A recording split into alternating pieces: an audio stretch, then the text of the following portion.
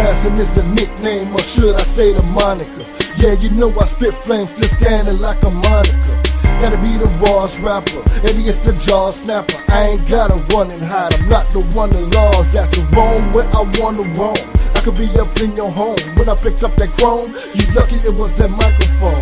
You been out my competition, you better stop and listen, cause I'm causing a collision. Spin bars of ammunition, simply no sympathy. Light them up like a Christmas tree, burn them down to the ground. Told them not to freak with me.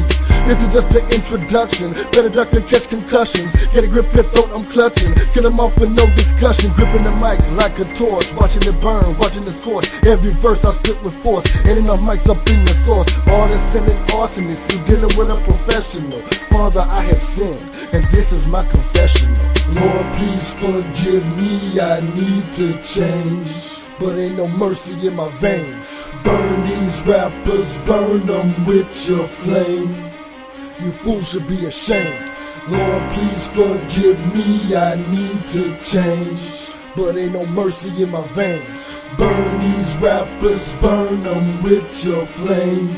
The game will never be the same. The rap game is so irrelevant, I am so intelligent. Better give me some room, I'm a mother-friggin' elephant. Spin bars with no remorse, I hit him up with deadly force. You're no match for this lighter, time for you to pass a torch. Told you that I bring the flame for the lames in the game. Only reason I came, to put something up in your brain. Every rhyme is by design, if I'm lying then I'm dying. Like I ride with dynamite, that's enough to blow your mind. To the ones that boast the most, every rhyme you wrote provokes. So before I let you roast, I'ma be sure to choke your throat. When will you ever learn? Feel the heat and feel the burn. Time for peace to be concerned, or rest in pieces in the urn. You will never rest in peace, this is just my specialty. This is not a game, and there will be no referee. So technically no technicals, bringing the pain perpetual. Father, I have sinned, and this is my confessional. Lord, please forgive me, I need to change, but ain't no mercy in my veins. Burn these rappers, burn them with your flame. You fools should be ashamed. Lord, please forgive me, I need to change, but ain't no mercy in my veins. Burn these rappers, burn them with your flame. The game will never be the same. Born to be a rebel, so it's a must that I rebel. You are not on my level, all you suckers burn in hell. When a flame appears your flesh for real, I put MCs to rest. You can proceed to breathe. Ain't enough air left in your chest, laughing as I watch you die. No water to put out the flame. Why don't you go ahead and cry? I bet that you wishing for rain. Now it's very plain to see, I told you do not play with me. If you fake, you burn at the stake. You are not who you claim to be. You ain't a killer, so stop fronting. Revenge is like the sweetest joy. Next to nothing, no mercy for the weak. There is no sympathy for the ignorant. Think before you speak, you put yourself in this predicament. I have no friends, so I chose to roam alone. It's all for you to conjugate, so I confiscate your microphone. We reached the end, so I'm grabbing on my testicles. Father, I have sinned, and this is my confession of forgiveness. Lord, please forgive me, I need to change, but ain't no mercy in my veins. Burn these rappers, burn them with your flame. You fools should be ashamed. Lord, please forgive me, I need to change, but ain't no mercy in my veins. Burn these rappers, burn them with your flame. The game will never be the same.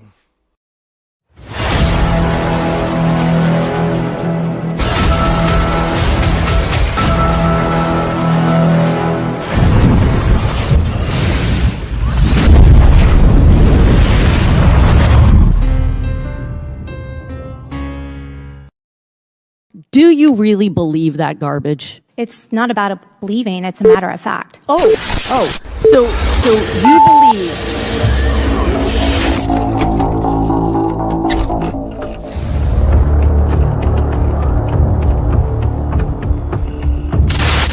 Well, nobody else could make a decision but me because I was the president. The final decision comes to the president. You know, it's easy enough for a Monday morning quarterback to say what the coach should have done after the game's over. But when the decision is up before you, and on my desk I have a motto which says the buck stops here, the decision has to be made. And so, my my fellow Americans, ask not what your country can do for you, ask what you can do for your country.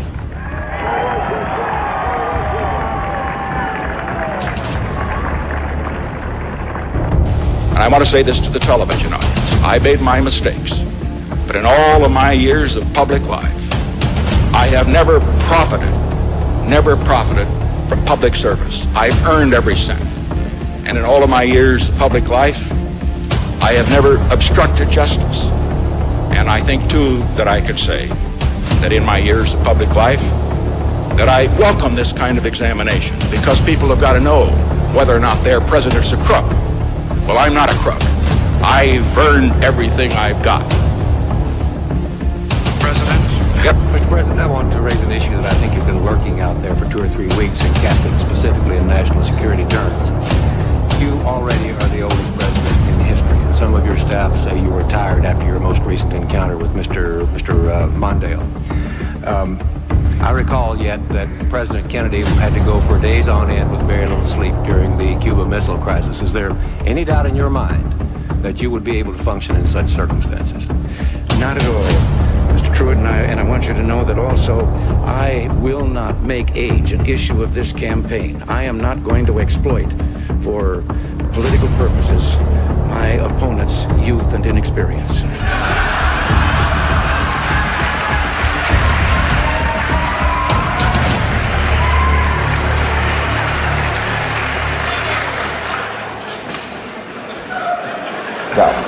And I'm the one who will not raise taxes.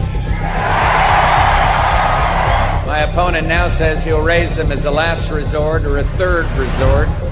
But when a politician talks like that, you know that's one resort he'll be checking into. And my opponent won't rule out raising taxes, but I will, and the Congress will push me to raise taxes, and I'll say no. And they'll push, and I'll say no. And they'll push again, and I'll say to them, read my lips. No new taxes.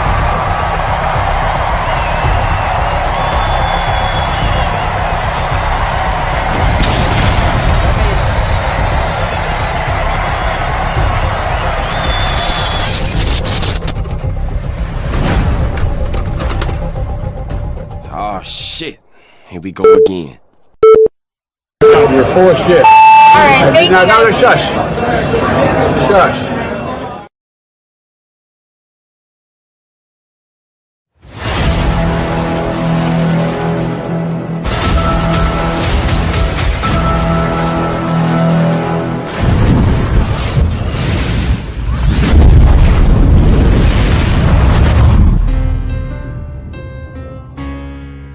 In any country, prison is where society sends its failures. But in this country, society itself is failing. I'd like to punch him in the face, I'll tell you. We won the evangelicals. We won with young. We won with old. We won with highly educated. We won with poorly educated. I love the poorly educated. Look at you crazy. Grab him by the pussy. I did not have sexual relations with that woman. Stay shut your mouth, because you don't know what you're talking about. Yes, I did. Hold it, tough guy. I'm not afraid of physical. Hold it. Don't sit there and tell me I'm not. There's an old saying in Tennessee, I know it's in Texas, probably in Tennessee, that says, fool me once, shame on you. You fool me, we can't get fooled again. They're bringing drugs, they're bringing crime, they're rapists, and some, I assume, are good people. Stand back and stand by. Will you shut up, man? Last thing was Olivia Gondak. It says that I wanted to eat her pussy. Olivia Gondak. I've never said that in my life tour. I would never do that. I'm happily married. I've got more than enough to eat at home. Thank you very much. You got to come see us when you come to New York, VP Biden. I will. It's a long way until November. We got more questions.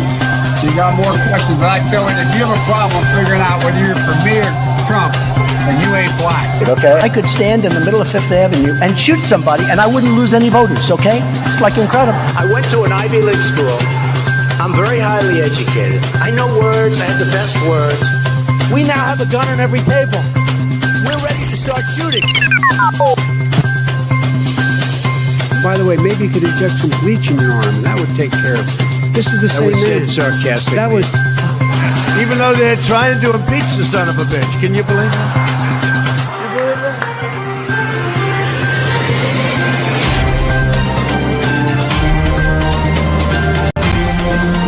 That's enough. Put down the mic. Mr. President, are you worried about indictments coming down in this investigation? Punch him in the face, I'll tell you.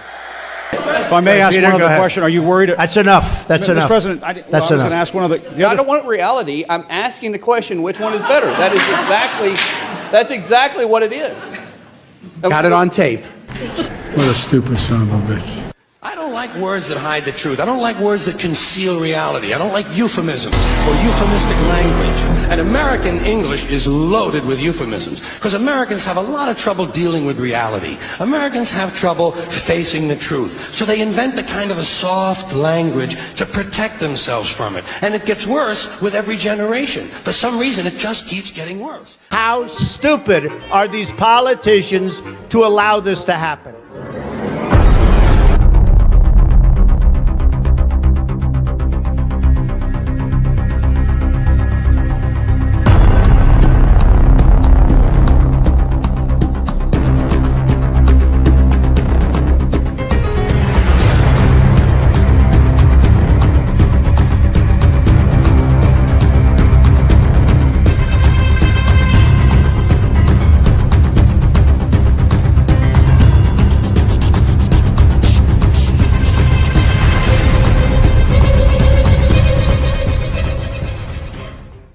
If you want to run your mouth, we can be two consenting adults. We can finish it here.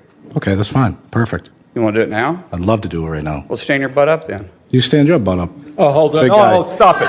Is that your solution every poll? No, sit down. Sit down. Look at you.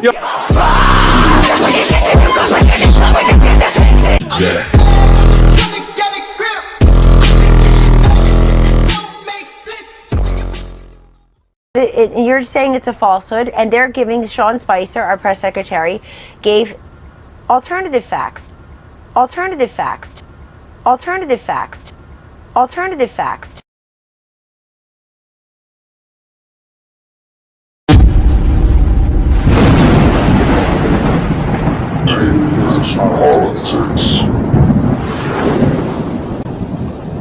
Saudi Arabia and Russia will repeat your. I ain't talking politics. I'm talking life. I ain't talking politics, I'm talking life.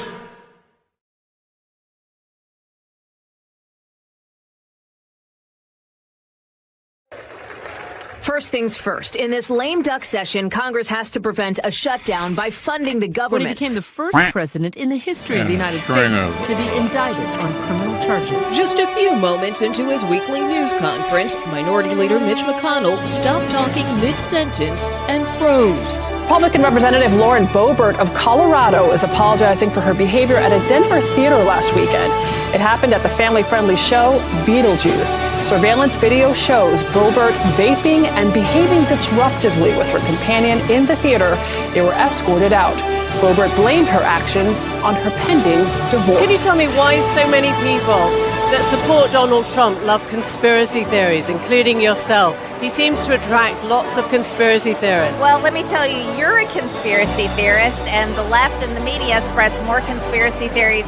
We like the truth. We like supporting our Constitution, our freedoms, and America first. So, what about Jewish space lasers? Tell us about Jewish space. No, why don't you go talk about Jewish space lasers? And really, why don't you talk? How about that? Thanks. Thank you very much. Fired up LULAC members are accusing Texas Attorney General Ken Paxton of using voter intimidation for political gain in a series of recent raids on Democrats. Let's just say Rudy Giuliani was not happy at all. Now, you know, he's got to pay a massive issued arrest warrants for Israeli Prime Minister Benjamin Netanyahu and former Defense Minister Yoav Gallant for crimes against humanity. You must really hate her.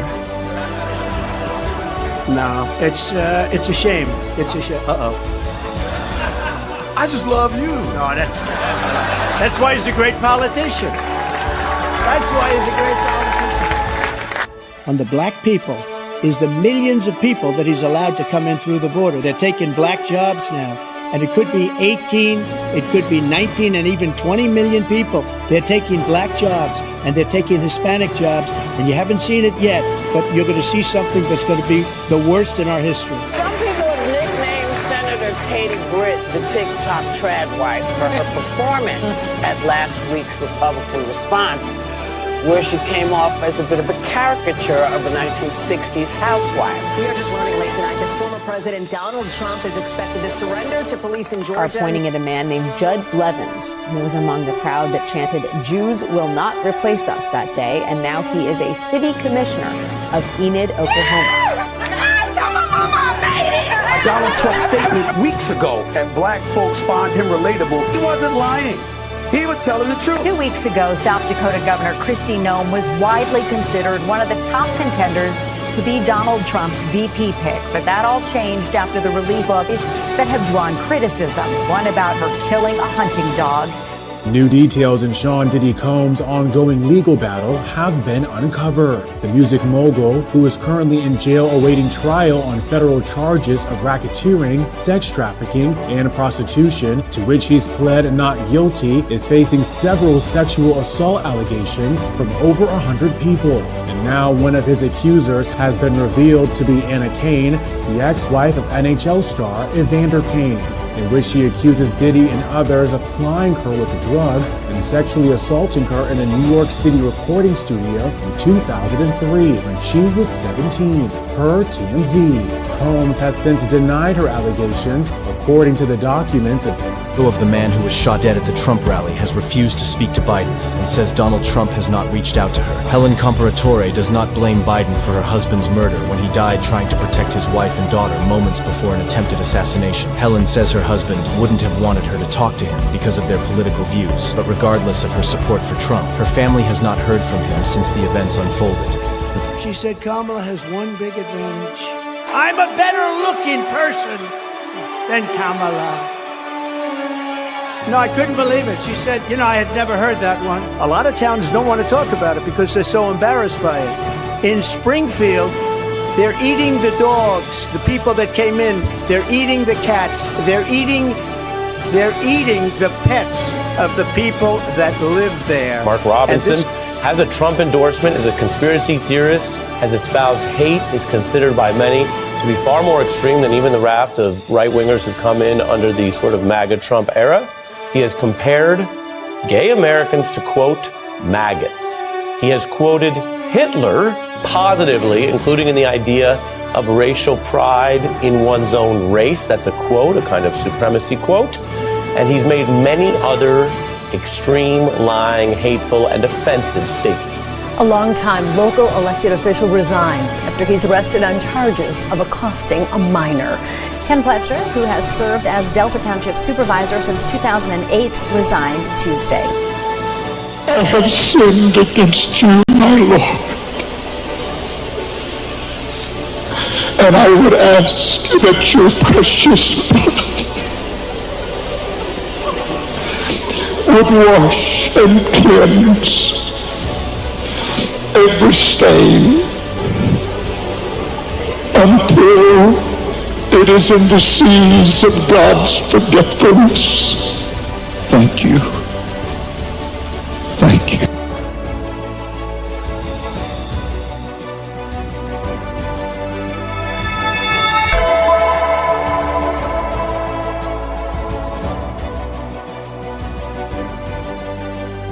It's the Trash Bag Human of the Week for the year. Who will be the 2024 Super Duck?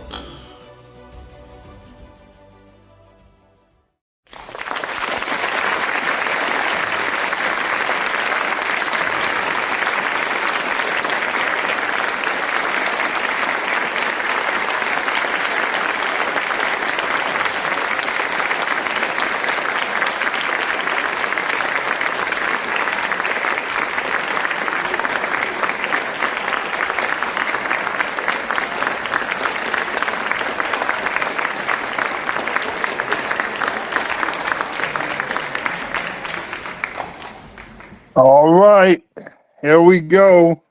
It's that time of year.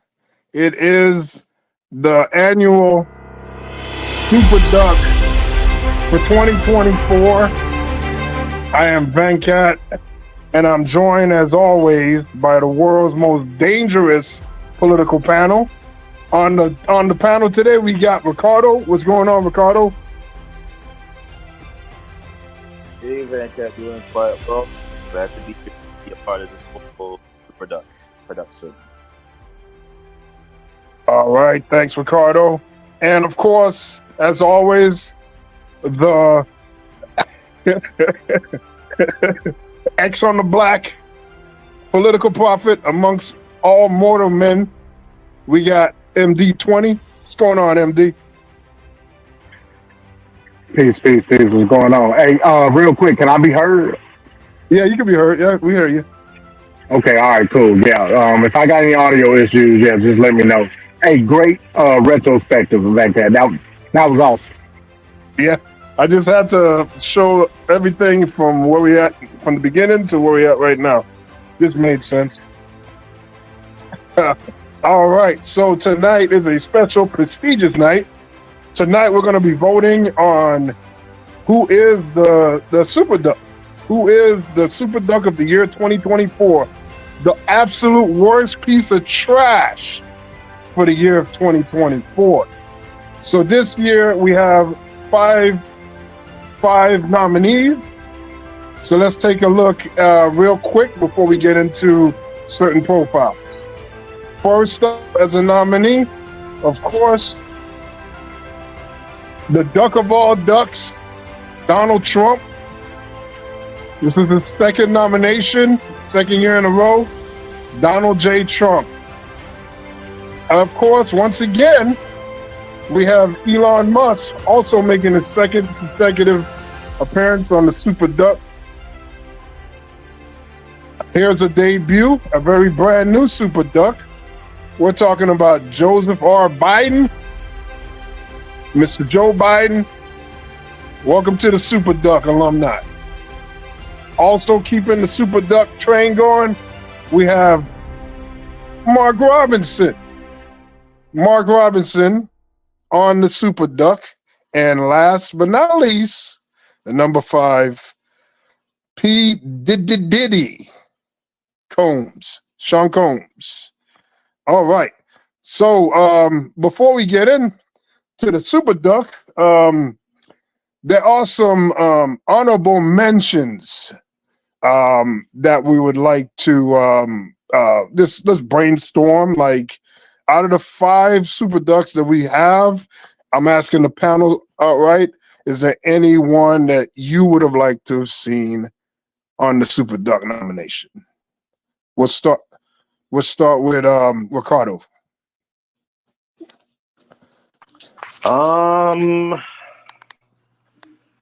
Who would have like that is not on the actual list right now, like the honorable mentions, or how? Yeah. I'm still a major fan of Marjorie Taylor Greene. She will always be, up there. But Matt Gaetz would have been like one of my top contenders. So if I was to go down the list, it would be like Matt Gaetz, Marjorie Taylor Greene, Turtleface McConnell that yesterday grew some balls. It was yesterday or a couple of days ago, grew some balls and did some subtle reads and jabs that who was coming in, saying that just going through some roll calls of what Reagan would have done, and I'm like, now you want to see all these things. So there's like those are my top 3 that came to my mind, but there's probably there's a plethora of like people that I'm forgetting right now. Okay. Ricardo. I'm sorry. Thanks, Ricardo. MD. Anyone in mind that you would have liked to see on the Super Duck? Yes, sir. So, still my personal Super Duck, based on MD. We can't hear you. You're muted. Can you hear me now? Hello? Yeah, I can hear you. I can hear you. Oh, okay. I didn't know what was going on. So my personal super duck, based on the events that transpired You can hear him, Van Cat. I can't hear a after. word. Yeah, I can hear him. Yeah, I I don't know can't what's hear going. him I on my told you it was side. gonna be wonky. Yeah. I got my earbuds in because I ain't got my headset, so it's gonna be wonky. But in any event, uh, so my personal duck, based on the events of the election and the criteria of what makes a Can't duck hear a being word. just a trash bag human, and just utter stupidity. I have to be the 70 plus million people that voted for Trump. I mean, as a collective, it forms a mega duck. Just the utter stupidity and the What's going on? gullibleness. Can you see? What y'all see something? Because I think I can hear Van Cat, but I can't hear MD. Yeah, yeah. I don't know. I have no I'm idea. not. I'm not sure why you can't hear him, Ricardo. I can hear MD loud and clear. Yeah, He's yeah. still. So that'll be an honorable mention for me. Just a personal project. The MAGA maniacs as a whole is would be mine, and it just a tactical pick based on again the criteria of what makes a lame duck. We all know that Trump had his assortment of legal troubles, and based on the fact that he won the election, those are pretty much down the drain. A person that felt the full brunt of all of the legal battles was Rudy Giuliani. Rudy Giuliani should have been on that list. There is no other person that has went from the highest of highs of MAGA stupidity to now the lowest of the low, basically about to be homeless. Rudy Giuliani. You can't get more duckish than that. So those be my two honorable mentions.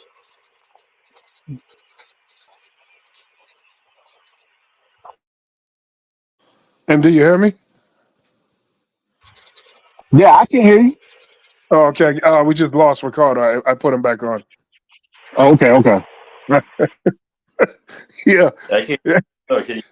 I can't argue. Ricardo, can you hear MD now? I can hear him now. Yeah. Oh, okay. Cool. That's probably what it was. Yeah, I can't disagree with what MD is saying there at all. Rudy Giuliani is that's a very that's a very astute pick right there, man.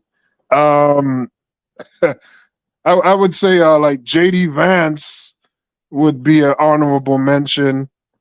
Um I would say right here, this guy, Tim Scott, for sure, with all the shucking and jiving and doing all these things to appease Trump. To this day, they only got one black. Now it just recently happened. One black person is in the Trump administration, and guess what position that person got? HUD. Yep. HUD. Every time a black person The gets black in, job. that is the black job. Every time a black person gets in, it's straight to HUD. Here we come. Oh man. So I mean, he did so much. Him, Byron Donalds. Um, I mean, they just all just doing the shuck and jive move for Donald Trump, and he thought nothing about him once he got in. Donald Trump didn't think a damn about those guys. So I mean, it's kind of similar to what happened when the one black guy was in prison or jail, and he was just in there forever. Everybody else had gotten out. He was still in there. They'd never bailed him out or nothing, but whatever. Also, another consideration would have to be Mr. Alex Jones. You talk about Rudy Giuliani losing stuff. This guy, for no reason, it doesn't even make sense. It doesn't even make sense to disparage the family of those kids that got killed. And now he's lost his whole empire. I don't know what he's going to do. So him and Rudy Giuliani may have to come up with a business together so they can get themselves out of poverty. You know, they got to hold themselves up by their bootstraps, you know, that type of deal. When all else fails, I mean, they go to porn. So that's what the conservatives are famous for doing these days. So somebody release a sex tape already, damn it. I don't know.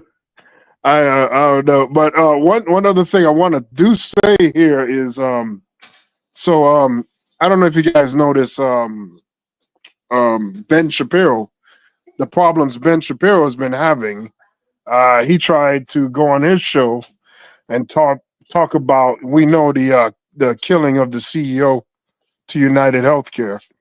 Right. And when that happened, Ben Shapiro went on and he went on his show talking about how he's so disgusted by the radical left for being happy and joyous about this guy's killing. Well, he got a rude awakening when he looked at his comments, and a big part of his viewership or base pretty much told him that he's unaware.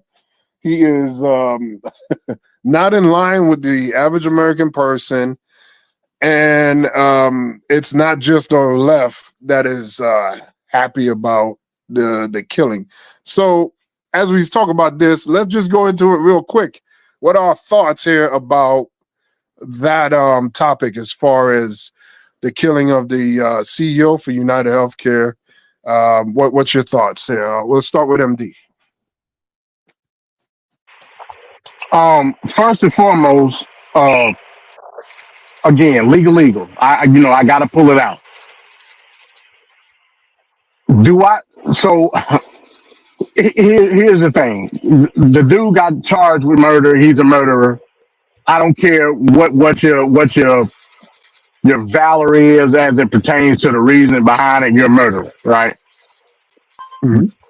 Yes, there are some disgusting comments being made, mainly by lefty loonies that are venerating the act. Exactly. But what Ben Shapiro doesn't realize, and this is a problem with a lot of MAGA maniacs, they don't know what they're doing until somebody tell them that they're doing it. What does that mean? From an economic standpoint, not from a cultural, but from an economic standpoint, pretty much everybody is to the left right now. That's including lefty loonies and MAGA maniacs. A lot of MAGA maniacs just don't realize it. The MAGA maniac movement economically is a leftist movement. I don't know if nobody knew that or not, but it is. This whole campaign was based on leftist leaning economic policy, even though there aren't any as it pertains to Trump. But they don't know what they're doing until somebody tells them what they're doing. The consensus of healthcare in this country is that there should be one, either some type of public option, or two, just flat out healthcare for all. That's just a fact. Including MAGA maniacs. They may not realize they're doing it, but they're doing it. So that's exemplified in the comments you just made, Van Cat, with the Ben Shapiro video. When it comes to the entire situation, parts of it just don't make sense to me. Some people even saying that this ain't even the right person. I'm not going to put the tinfoil hat on, but I'm just putting it out there. Some people believe that this person is a scapegoat. He looked like the guy to me. You know what I'm saying? And also they said they're doing the ballistics test on the gun that he had, and apparently he had some type of manifesto on him. We haven't seen it yet, but that's what's being said. Is it a messed up situation? Yes, it is. And I'm so happy that you brought this up, Becky. I didn't know we were going to get to this tonight because I really want to hear your thoughts on it, because it seems like a classic case of class warfare. Funny that it's a classic case of class warfare, because all the information that's coming out on the guy saying he was a spoiled brat, highly educated. So what was his modus operandi? You know what I'm saying? He ain't dealing with no healthcare situation. Everything that he got is paid for. No, MD. Actually, he did. He did. He had the back He had an problem. He had injury. that paid. Yeah. Is it a healthcare problem back there? Keep I it in mean, context. It's not. It's not, and you know it's not. is it a chronic disease? No, but it is an injury. So What? Hell, everybody get boo boo. What they got? Everybody don't have the same. Everybody don't have the same conduit to pay for him. He does. He Yep. had no issue with the healthcare industry, is what I'm telling you. Not Yeah. like your average Joe, me and you may have. He didn't have to worry about this thing. His family's worth tens of millions of dollars. He don't Yeah. got no issue. So I find it weird that he chose to fight this fight. Again, that's not to say that you can't show sympathy for somebody else. Of course you can. You know what I'm saying? But it's just I don't know what made him do this. Hopefully it comes out at some point in time. But in I guess in the case of how it's being presented and how certain people are exalting the dude, I don't agree with it. I don't agree with it one bit. You know what I mean? And you can say or have your opinion on what you may think of the healthcare industry. That's fine. But to exalt a murderer I can't rock with that. I just can't do it in any circumstance or situation. So MD, when you look up, like how many people dies from rejected procedures, I'm just gonna chime in as well. and you add all that up, MD, it is in the it's thousands upon if I'm not sure thousands. if you were you able to go on to like Twitter or social media after the whole thing with him, when looking for him at large and all of that information coming in about what he may look like, and he had a bag and there was Monopoly money inside of his bag, and he put it back to the side. It almost weird. We're trying to make it a vigilante kind of thing. Like if people are on this Ricardo, you're whole breaking thing, up and real bad. You're breaking up real bad. very weird and strange to me because, and sorry to veer off topic a little bit, Vancat, but it's like they're almost praising the dude, one, and two, it's almost like they're putting him on a pedestal, which is another strange thing to me. And then there's another thing where they're like online going on about how he's good looking, and it's like, really, society, have you guys really lost your mind that much that we're that fickle to be going about how this dude is like good looking and all of that crap, when he literally just took a man's life, a father at that, of two kids with a wife. Like it's bizarro 101 with this country. Nothing seems to make sense anymore. But this is where we're heading into for 2025. I'm kind of like really lost for words. But again, if this is a situation, and don't get it twisted as well, I see a lot of CEOs that are in charge of the healthcare systems taking off their pictures off their company's websites. They're that terrified. They don't know if this is like a thing where it's him or there's going to be copycats.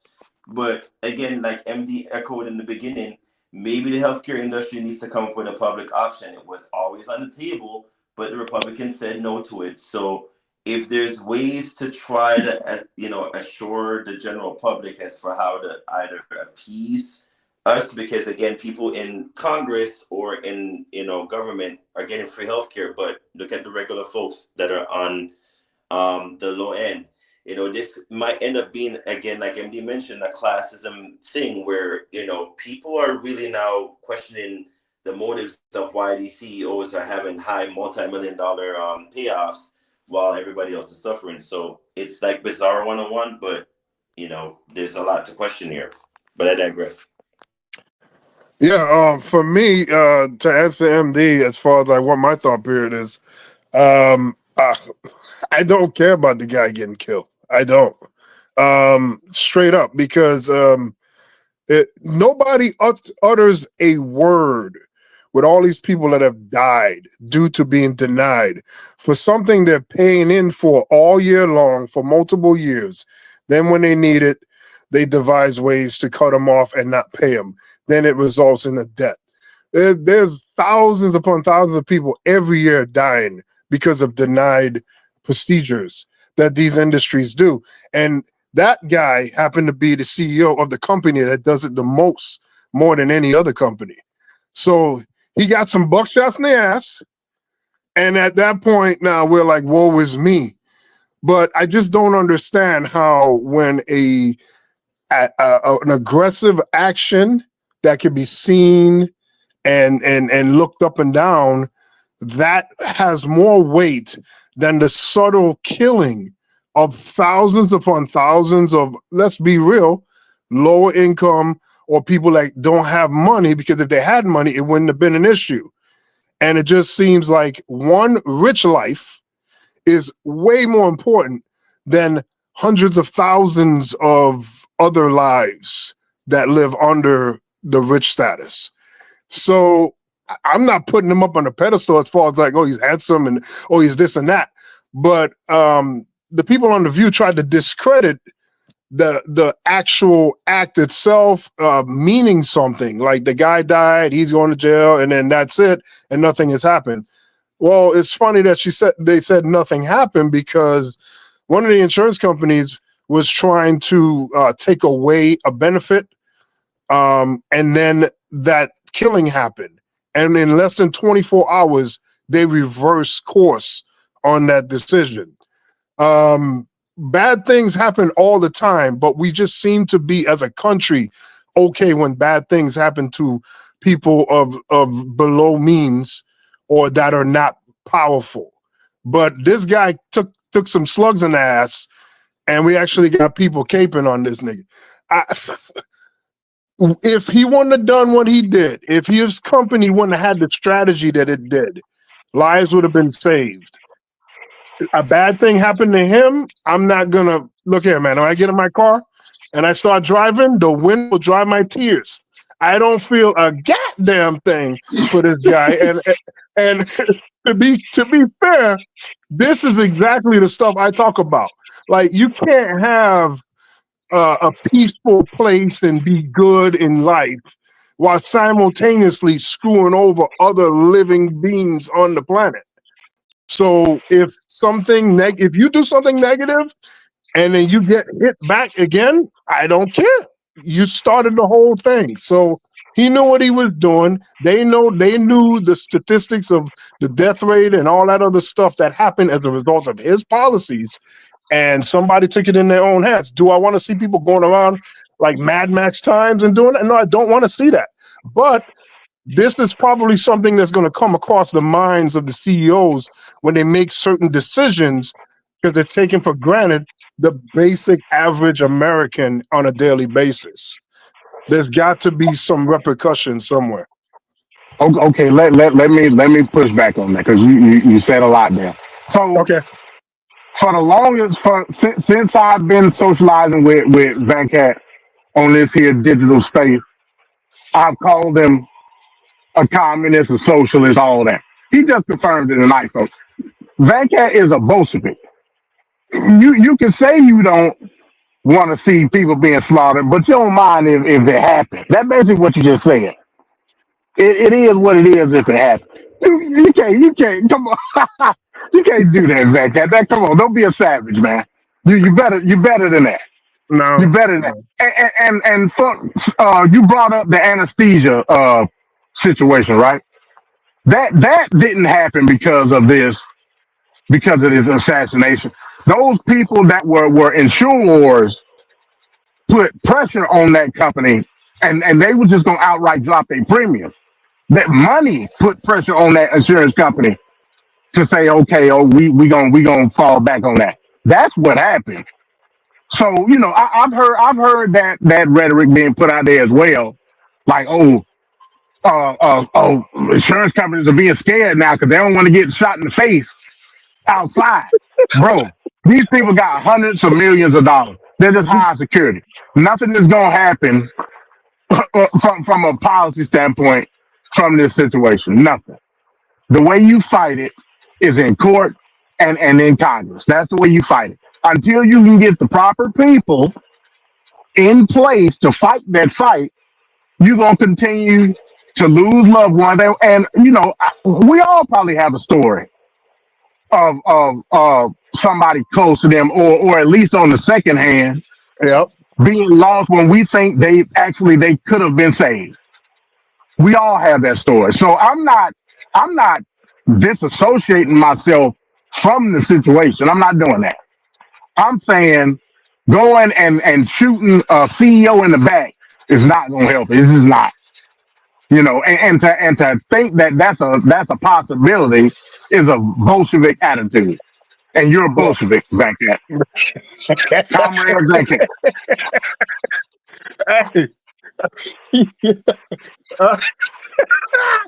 No, man, no. I just say if you're doing some crap, especially when it's so one sided, right? Like one rich guy died, hundreds of thousands of regular Americans died off of his decision. I don't care. Like, why didn't he have the thought process to? Because you can make money without screwing over the public. I mean, they will still make tremendous amount of money. So it's just to hell with it. As long as the deaths happen in that around the wayside area, instead of it being outright flat aggressive action, then it's okay. And I just don't understand that. To me, it's the same thing. It's actually worse. It's not even the same thing. It's actually worse. Backcat, keep it real, Backcat. Should healthcare insurance companies exist? No. Okay, No. then. So everything you just said was you. There's ways to make money, blah blah blah, this and that. No, it's not. You don't even think that the company should exist in the first place. Now, I mean, there's an argument for that. I'm not saying it's not. There's an argument for that. If you're the person that believes in centralized healthcare, fine. We can argue it all day, but I'm not going to sit here and try to put stumbling blocks over the situation. I'm saying just be real in the fact that this is a political strategy that you think needs to be relevant. Shooting somebody in the back is not going to help that strategy. It's just not. I'm not saying to go out there and do it, but it happened. But I'm not gonna be like, oh my God, I wish it didn't happen. I'm not. Hey, I'm not. Say less, Backcat. Say less. Nah, I can't say enough about this because we just had a whole election. When did we talk about healthcare? We didn't. Only time we talked about healthcare was when Trump said, I have concepts of a plan for Obamacare. That's it. And now all of a sudden, everybody is all into this problem that it has been around forever. And the other thing is, why is it that with every insurance, car insurance, health insurance, all these insurances, right, you have to buy in. You have to buy in. And with car insurance, you could go to jail. You can go to jail and for riding around without insurance. So if the demand on that end is that high, as far as the punishment for not having insurance, then when you do have insurance, why does the insurance company have a way to not pay? And they deny all day. That shouldn't even be an option. They have to cover what they have to cover. Now, if they covered the procedure and then they altered something later on, I could understand that. But when you got somebody under the knife, they're talking about, how much time that they can give people. Yeah, you on the clock with the anesthesia. Right, it's crazy. That is absolute nuts. And like the two sides are not the same. Yes, it is striking the hair. Oh my God, he shot somebody. Yeah, that's very striking. But way more striking is the fact that the insurance company continues to do this type of stuff. And we talked about Obamacare in 2010. And what came out from the Republicans? Death panels. Well, isn't that sounding like a death panel? Like they're deciding who lives and who dies. Like it was a lot wrong. And like Republicans are now outraged. Welcome to the party, Republicans. You're like 10, 12 years late because you had the moment in time in 2010 and through 2009 when Obamacare was being crafted. So the things we complain about with Obamacare right now not being good, why do you think it is? It's because of the Republican opposition to it. So it watered it down. it was going to be a lot more than what it is. And even at that, it's still better than what we had. And that's why last week I was on that, not last week, I'm sorry, 2 weeks ago, I was on that lame duck 65 because he did not vote for Obamacare, and now down the road he need Obamacare. All this bull that you're doing in the moment is hurting people in the long term. And then it doesn't become a problem until it's your problem. And that's the crap I don't like. All right. All right. All right. Ricardo, anything else on that one? No. That said what he said, and y'all got to live with it. That's damn right. And MD, that doesn't make him a Bolshevik, MD. It makes him a very sound, precise person stating his opinions about how the healthcare industry is full of multitudes of issues that nobody wants to tackle on. But when the Democrats decide to do it, it's like, oh my God, like they're passing a law. Mind you, it was one of the Kennedys that brought it up to the forefront beforehand, and had he, pushed through like he would have or should have at the time, we would have had universal health care. But alas, it didn't go through because of personal opinions and views and lies. A whole bunch of rhetoric. So it's crazy now that here we are, and the richest country in the world, and yet we still don't have universal health care. Every other country does, except for the United States. That's the volume that don't have universal health care. And get folks, your main people in Congress and government have free health care, but there's a problem there. That's out to everybody's problem, but All right. So let's get back to the deed at hand, and that is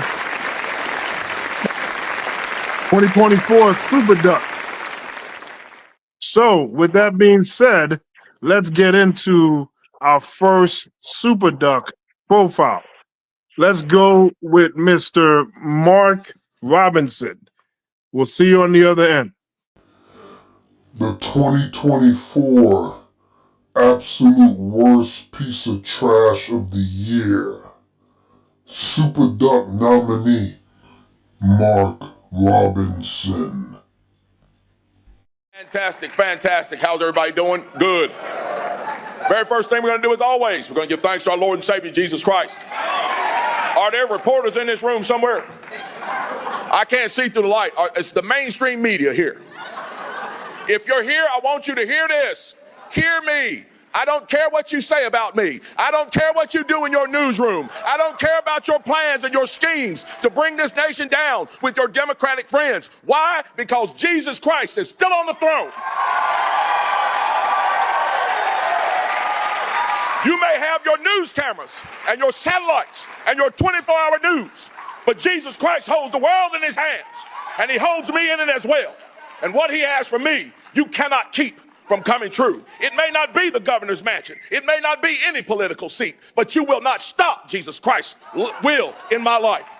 So I do not fear you. Write your stories, tell your lies, tell your half-truths. A few moments later. Trump campaign reeling tonight after a stunning report from our own K-File, which reveals the Trump-backed candidate for governor in North Carolina, Mark Robinson, has made dozens of disturbing and damning comments on a porn website. Some of the comments are frankly so disturbing that we cannot air them. But they include Robinson writing, quote, "I am a black Nazi, and I wish they would bring slavery, back." All these other guys that come out here and talk to you about the issues, we know the issues. The wide open border, crime on the street, fentanyl killing our children, pornography in our schools.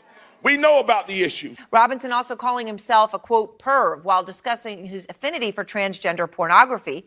Keep in mind that he has called transgender kids sick and demonic. These comments were made between 2008 and 2012.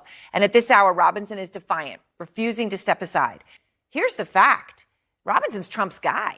This is what Trump's been saying about Robinson for years. This is Martin Luther King on steroids. I think you're better than Martin Luther King. I think you are Martin Luther King ×2. One of the great stars of the party, one of the great stars in politics, Lieutenant Governor Mark Robinson. I'm a great supporter of his.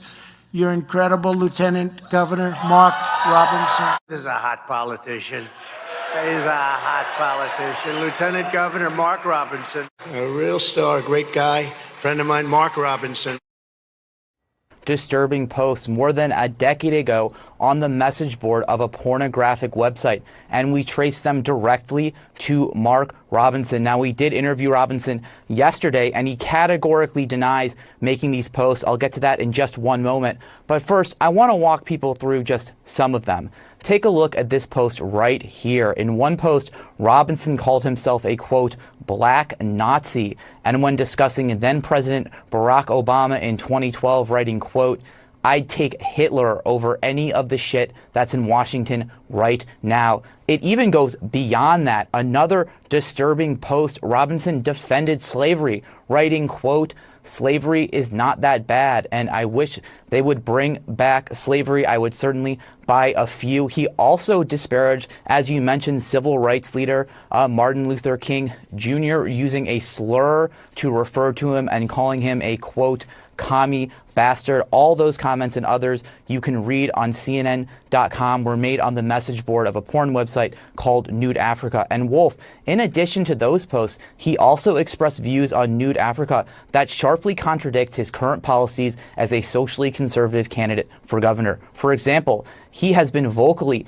anti-transgender, but look at what Robinson wrote on the porn message board a decade ago, that he liked, quote, watching transgender porn, adding, quote, that's effing hot, and called himself a, quote, perv. In another thread that was discussing the story of a woman who said she had been raped by her taxi driver while she was drunk, Robinson wrote, quote, and the moral of this story, don't F a drunk white bitch. So he wrote all this years ago, as you know, Andrew, when he was an ordinary citizen before he even got into politics. How do we know it's him? Well, Wolf, we found that Robinson consistently used the same username, Mini Soldier, that he used on Nude Africa in all of his social media. You can see it on Pinterest, Black Planet, YouTube. He even previously used it as his Twitter handle. Now, his full name was even also listed on Nude Africa, and the email that we found that he used there, he also used on several other websites. The biographical data from multiple websites using Mini Soldier, including Nude Africa, matches Robinson's. There's an exact date of birth, there's his hometown, there's a fact his mother worked at an HBCU, even that his favorite episode of The Twilight Zone is number 22. So, Andrew, what does Robinson say about all of this? Robinson is calling the story trash. He says it's not him. Now, we did ask the campaign for comment. We gave them 48 hours to respond. That deadline was yesterday. And that's when Lieutenant Governor Robinson agreed to do a brief interview with us. Here is just a little bit of that. This is not us. These are not our words. And this is not anything that is characteristic of me, nor has it ever been. The people here of North Carolina know I have been completely transparent about my history. All the warts, we put them all out. We let folks know about it. But the folks here also know my character. They know who I am. They know my voice, so to speak. This is not my voice. This is not things that we would ever say or even think. How do you explain all of the matching details on this profile? The profile on Nude Africa lists your full name as Mark Robinson. The email listed on the account is an email that you have used elsewhere on the internet, including with your photo. You have used that name, Mini Soldier, on multiple social media accounts, including Twitter, Pinterest, Black Planet, and YouTube. How can you deny, with all of these matching details, that this is you? Look, I'm not going to get into the minutia of how somebody manufactured these salacious tabloid lies, but I can tell you this. There's been over $1 million spent on me through AI by a billionaire son who's bound and determined to destroy me. The things that people can do with the internet now is incredible. But what I can tell you is this. Again, these are not my words. You mentioned AI. Are you saying that somebody was somehow manufacturing biographical details to exactly match you using your username? Is that what you're telling me here when you say that? Look, I have no idea how this was done. I have absolutely no idea how it was done. And I have 5 weeks left in this campaign. to focus on the substantive issues that North Carolinians face. I do not have time for tabloid trash. Okay. Well, how do you explain some of this being on the Internet Web Archive? Something that can't be We manipulated. are. I've made my position clear, and we are done with this. All of this and again, just to emphasize, right, calling himself a black Nazi, right, was another thing you found. He's also said incendiary things about transgender people. We talked about a couple of them, horrific things that he has said about transgender people. But he also admitted on this website to then watching transgender pornography. That's right. In one of the comments we found, Robinson says that he enjoys, quote, watching transgender porn, saying, quote, "That's effing hot. It takes the man out while leaving the man in," and then adding, quote, "I'm a perv too." I mean, all right. It's just, okay. It's just incredible. So this is all of these things. You may have your news cameras and your satellites and your 24-hour news, but Jesus Christ holds the world in his hands. But Christ is still on the throne. And because he lives in my heart and I live for him, I know whatever I need to do on this earth for him, it will get done. A few moments later. Republican Lieutenant Governor Mark Robinson, of course, conceded the governor's race earlier this evening. Yeah, CBS 17's Greg Funderburg has been at the Robinson campaign headquarters. He really wanted to win this race for them, but he also said he is looking towards the future. He also told the crowd of supporters at the City Club Raleigh he plans to finish up his final 2 months of his term as lieutenant governor. He says he plans to continue doing all he can for Western North Carolina. He also expressed his gratitude to the crowded room of supporters just after 9 o'clock. You have added value to my life as friends, as supporters. The one thing I have not done this entire time in this campaign is shed tears. And I will not shed tears tonight, because I stand here strong and proud, glad to have run a race that was upright and decent.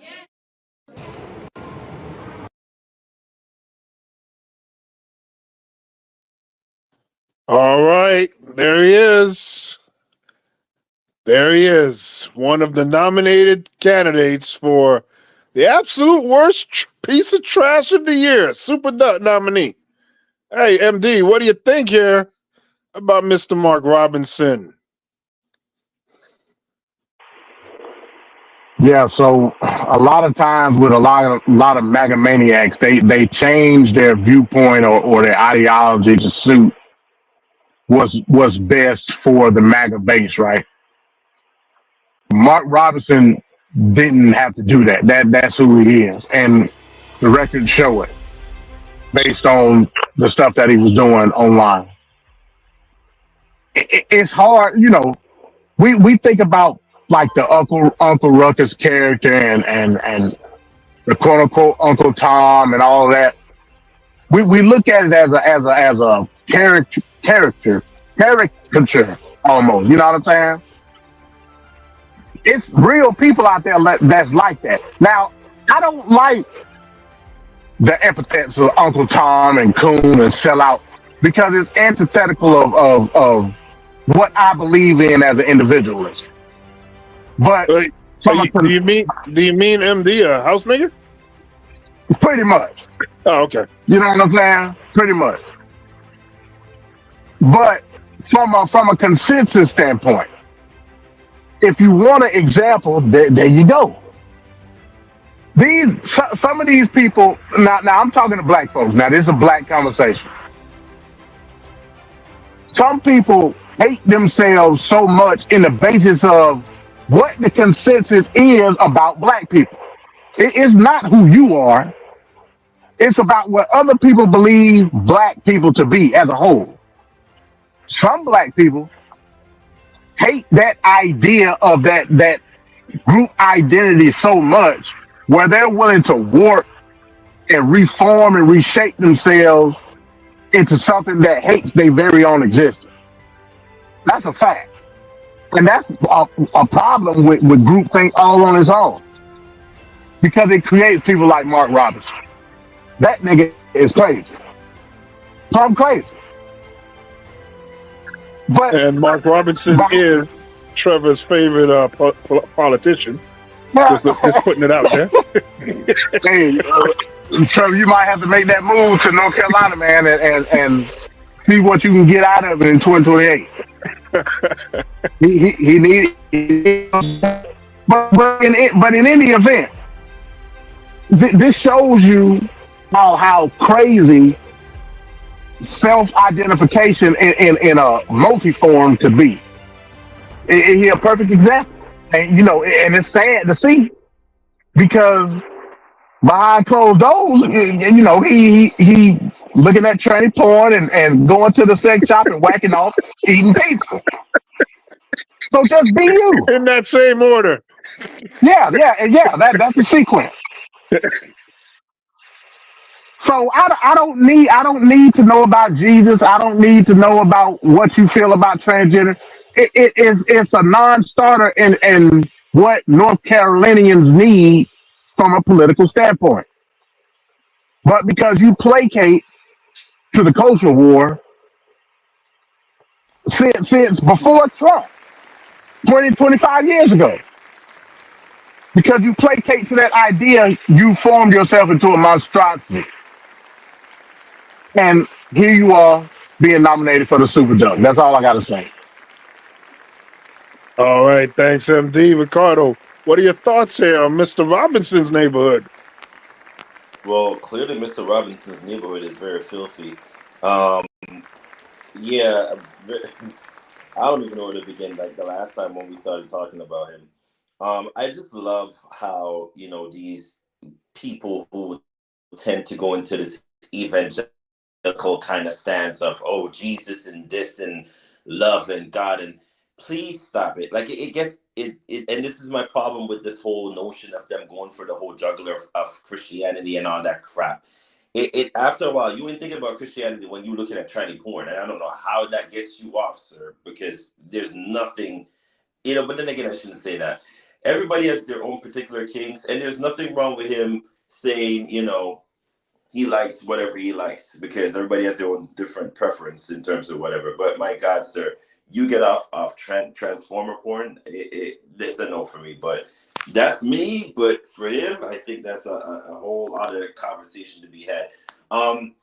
Again, it goes back to this whole question with the whole Tim Scotts and all of them that were trying so very hard to be on the back burner of like, we're going to ride the coattails of Trump and MAGA mania this, and I'm going to look cool. And MD brought up a very valid point. When the race came into fruition, he didn't even stand a chance of winning anyway. So it was kind of like lame to begin with this whole rhetoric that he was going for. I don't even know where else to go from here, but I'll just say this, like, dude, it's one thing to go on a rhetoric stance, you know what I mean? Like, well, we go on and like we say we're for one thing and we are, and then for you to be behind closed doors to say another is like a whole other conversation to be had. There's barbershop talk and then there's kitchen table talk, and there's a difference between the two. Like MD mentioned, the house nigga syndrome that people have, some black folks that are in our community. I'm talking to specific people in our community. You have folks in our community that they have this issue where if they speaky spoke meaning like you speak a certain way, you're considered too white, or if you do certain things, you're considered like a Carlton, like from Fresh Prince of Bel-Air, or you do certain things, you can't go in the hood because you're not what's the word, ghetto enough, or whatever it is. That's just everybody's identity in terms of their likeness to being black, and that's how we went into this whole thing before. For most of y'all not listening or have been listening tonight, of the identity of black and all of that. But to me, in this election cycle, it just seemed like the Tim Scotts and him and the rest of them just like they don't know where they stand, and then they were just trying to do this dance and the shook and jiving, and maybe Trump is going to pick you. And then look at that. The only person that Trump ended up picking anyways was that former basketball, I think he was a basketball player, I might be wrong, or NFL player, who is now in charge of HUD, which is housing.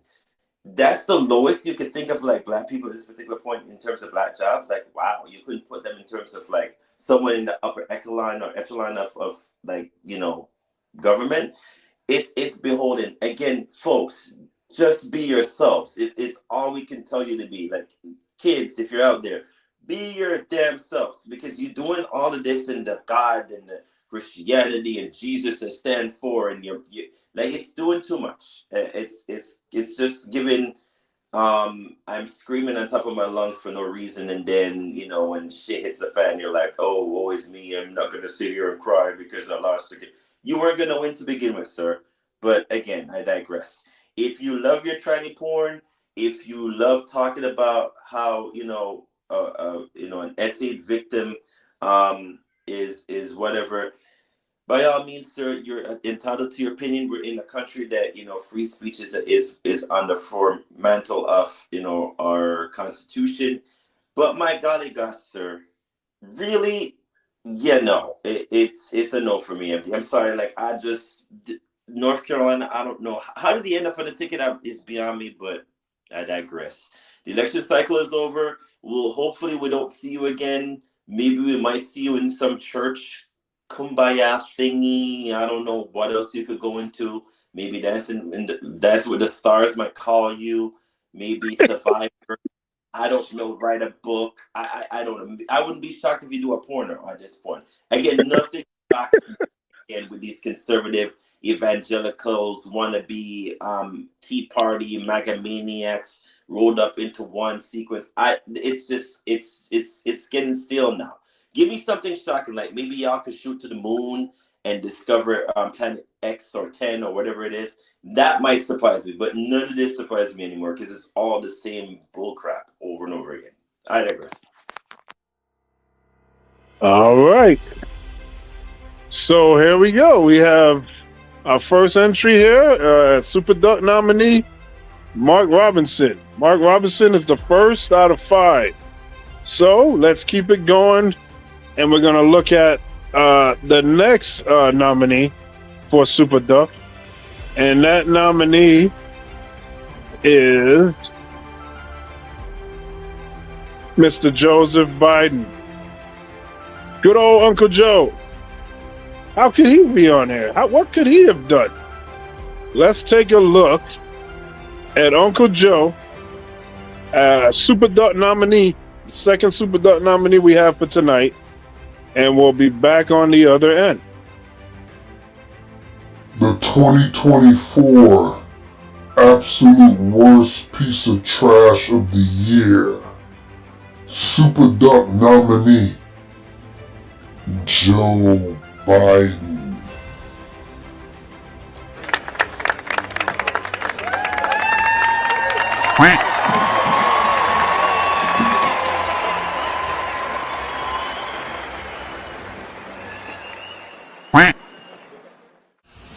Down goes Frazier. Oh, he is rising. He is down again. He doesn't know where he is. There is down again. And Angie Dundee is screaming, stop it. It is over. It is over. It is over. I view myself as a bridge, not as anything else. There's an entire generation of leaders you saw stand behind me.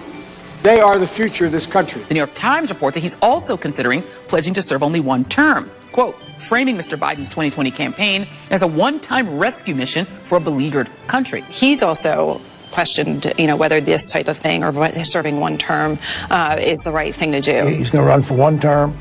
I may end up, if I get elected, only having one term. Biden pledging to serve only one term. The Abrams strategy and the one-term pledge, both an effort to tamp down concerns about electing a 78-year-old president next year. Joe Biden is hinting that he would be a one-term president if he wins. Not saying like, oh, I'll win one term and then I'll lose in my re-election campaign. No, saying I won't even run for re-election.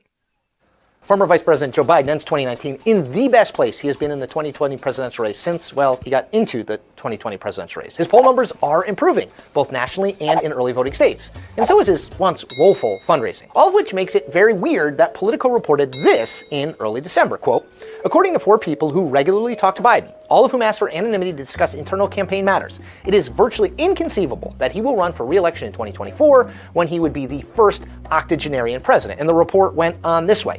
If Biden is elected, a prominent advisor to the campaign said, he's going to be 82 years old in 4 years and he won't be running for re-election, end quote. Which, well, look, on its face, the idea makes a semblance of sense, especially given Biden's age and the message he's running on. So, after 4 long, tense days, we've reached a historic moment in this election. We can now project the winner of the presidential race. CNN projects Joseph R. Biden Jr. is elected the 46th president of the United States, winning the White House and denying President Trump a second term.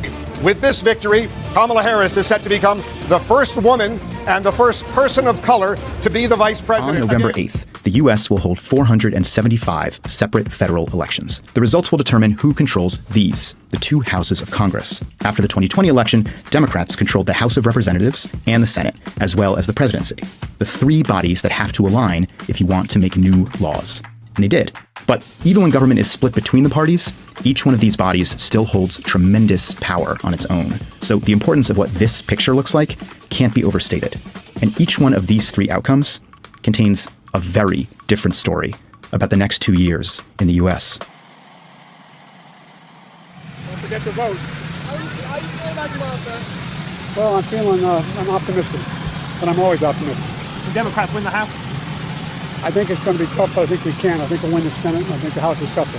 What do you think awaits you if it is a Republican-controlled Congress? What do I think what? Awaits you. What's your new reality going to be like in Washington? More difficult. Red wave rising. That is the focus of tonight's angle. it's going to be a wave election, and you're going to lose the Senate, and I'll bet you $1,000 right now. The knives are being sharpened right now for Joe Biden. Democrats are going to get crushed on November 8th because a red wave is coming. But I'm betting that Joy will learn 2 new words on Tuesday. It's red wave. How big could that looming red wave get? We begin this Sunday morning with expectations of a red wave this Tuesday. I think this election is going to be a red wave. I think we're going to win. You know what? I think, your predictions of a red wave are accurate. And the reason I say that is because now even the mainstream media is catching up. We've been hearing, is it going to be a red wave? Is it going to be a red tsunami? I think it's going to be a red hurricane. When the red wave comes, and it is coming, Joe Biden's political utility is over. Are we in for a red win here or a red wave? Red wave or red tsunami? What are you feeling today? I'm feeling red wave. And don't listen to the lies they're spewing that this could take days or days, to know who won. This is total BS. A wave like this, we should know that night, basically, who won the Senate and the House. Anything that happens Wednesday into Thursday is gravy. And right out the back door, I've got a tropical storm brewing right now. I think they're saying could be a Category 1 by the end of the day. However, let me tell you what is the storm, that red wave. I'm telling you, if there's any indication based upon what we're seeing this morning, somebody made a surfboard, said the red wave is coming. Good afternoon to you. We want to take you to the White House where President Biden is making his first public comments since last night's election. The American people have spoken and proven once again that democracy is who we are. While the press and the pundits are predicting a giant red wave, it didn't happen. And I know you were somewhat miffed by my obsessive optimism, but I felt good during the whole process. Some good Democrats didn't win the last night. Democrats had a strong night. And we lost fewer seats in the House of Representatives than any Democratic president's first midterm election in the last 40 years. And we had the best midterm for governors since 1986. And another thing that we know is that voters spoke clearly about their concerns. The run-up to the election, experts we know were talking about a red wave. A lot of Democrats were very nervous about this, but this doesn't seem to have materialized to the magnitude that was expected. So what do you think happened here? Well, certainly the Republicans did not enjoy a red wave as anticipated. And because the president's approval rating is low and people are concerned about the economy, an issue that Republicans typically do better on, I think sort of everyone was expecting that Republicans would make pretty significant gains, retaking the House of Representatives and potentially the U.S. Senate. We had heard leading up to it that, kind of Trump Republicans would show up in force and a lot of these Trump-backed politicians would do quite well. That did not pave the way. That did not actually come to. We're coming on the air with important news in the presidential race. President Joe Biden is officially running for re-election. President Biden will run for re-election in 2024 with Vice President Kamala Harris as his running mate. The announcement came this morning in a video titled Freedom, which was released exactly 4 years after his announcement for the 2020 presidential race. It comes as a recent NBC News poll shows that 70% of Americans don't want Biden to run for president, with his age cited as a primary concern. He's going to be 82 when should he be reelected, and if he serves out the entirety of a second term, he'll be closer to 90. But Trump's candidacy also faces opposition. That same NBC News poll shows 60% of Americans don't want to see him run again either. Donald Trump lost 2 debates to me in 2020. And since then, he hadn't shown up for debate. Now he's acting like he wants to debate me again. Well, make my day, pal. I'll even do it twice. So let's pick the dates, Donald. I hear you're free on Wednesdays. We have 1,000 trillionaires in America. Billionaires in America. And what's happening? They're in a situation where they, in fact, pay 8.2% in taxes. If they just paid 24%, 25%, either one of those numbers, they'd raise $500 billion, I should say, in a 10-year period, eligible for what I've been able to do with the with the COVID. With dealing with everything we have to do with. Look, if we finally beat Medicare. Thank you, President Biden. President Trump? Well, he's right. He did beat Medicare. He beat it to death, and he's destroying Medicare. If the Democrats don't replace him, the country will be forced to look at RFK Jr. And I'm forced into that. Because this guy isn't going to win. Biden is definitely not going to win. It's not even close. Right now, as we speak, there is a deep, a wide, and a very aggressive panic in the Democratic Party.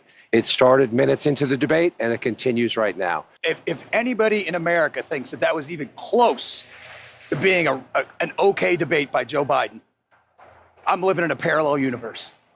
That was an unmitigated disaster for President Biden from the second he walked out to the closing statement.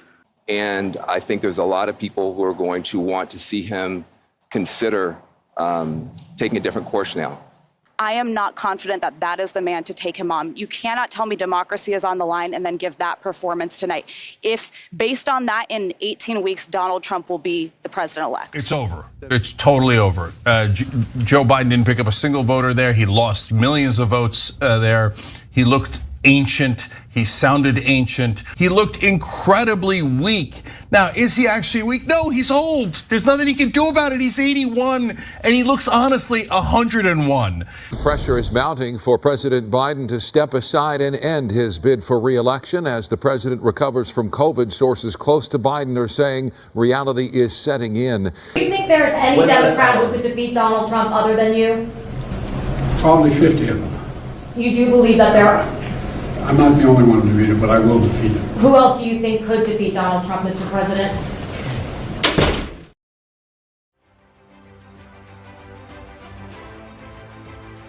All right.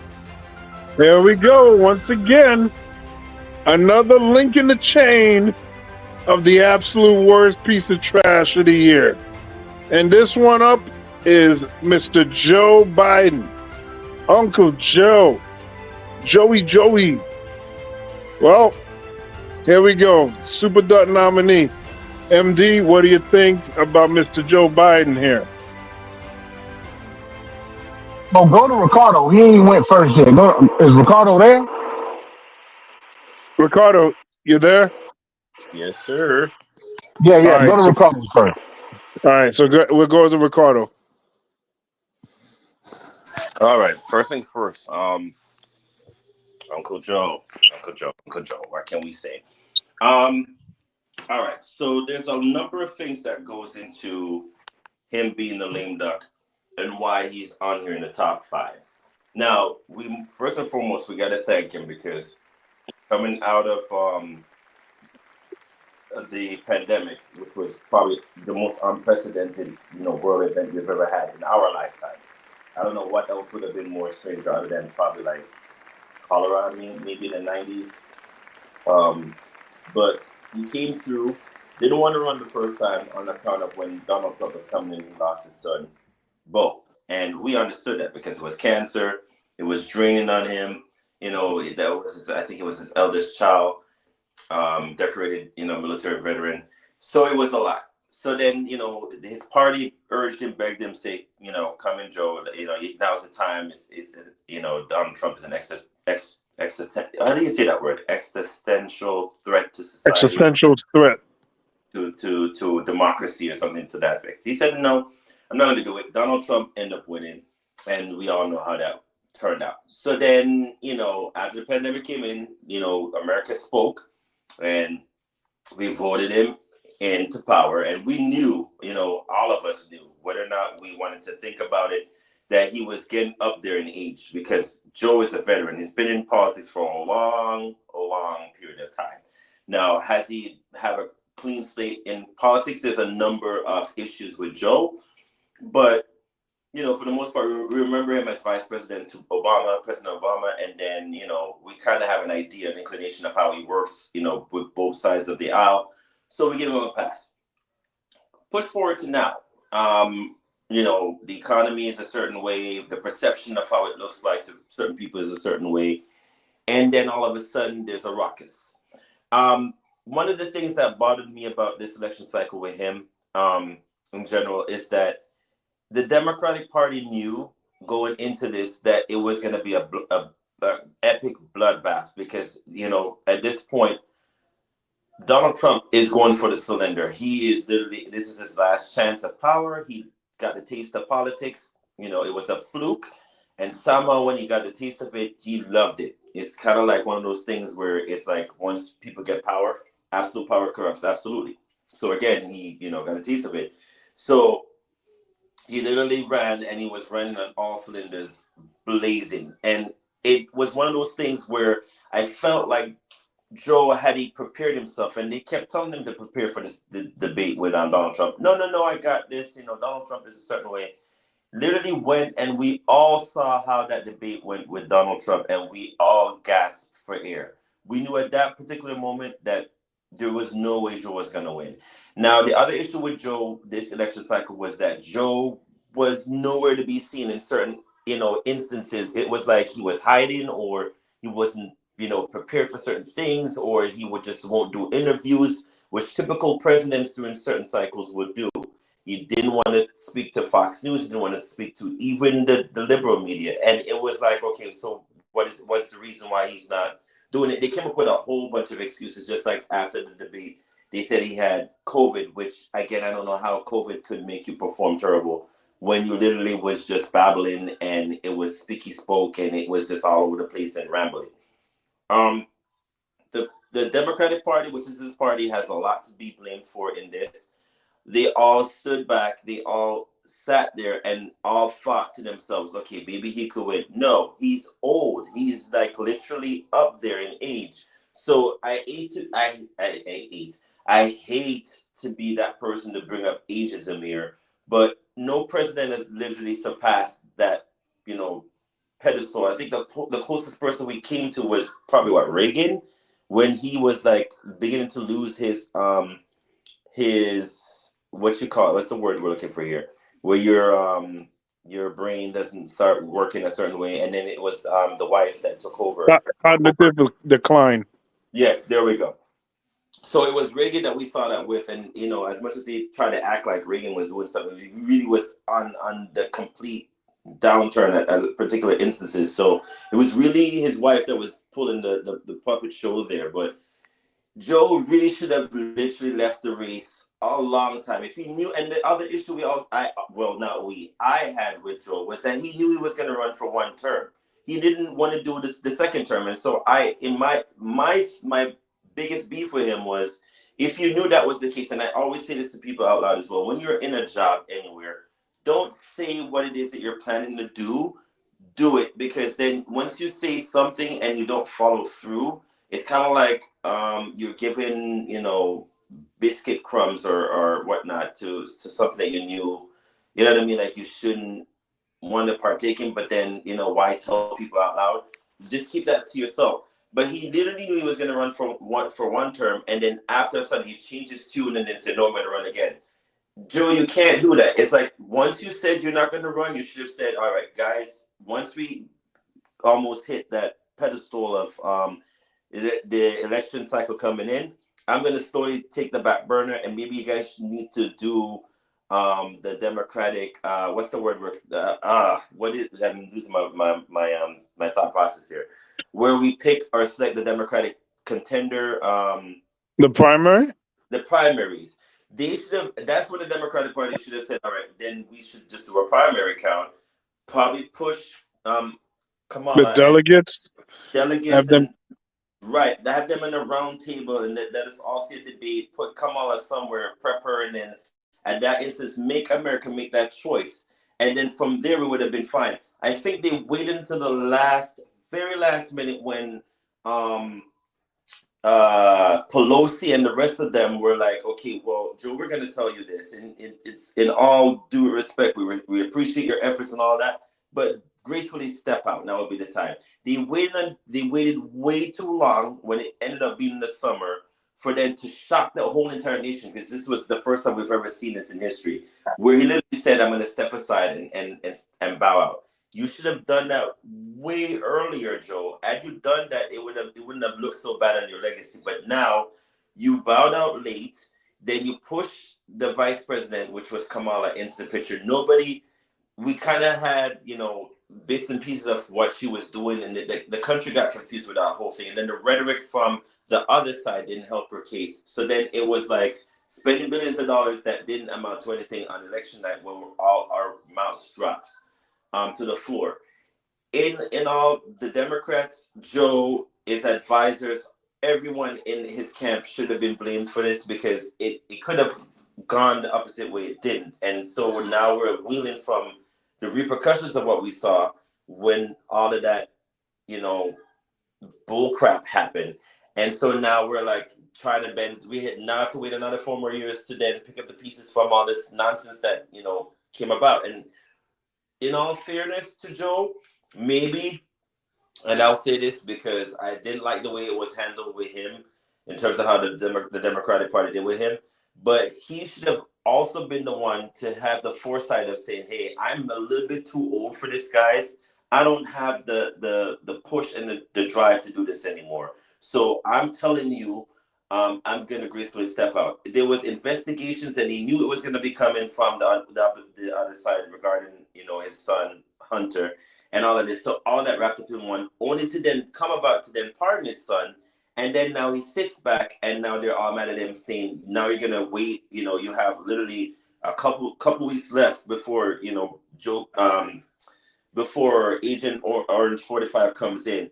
What are you going to do? Now will be the best time to pardon who you need to pardon, sir. And he's like, I don't really know. So, it's like one of those things.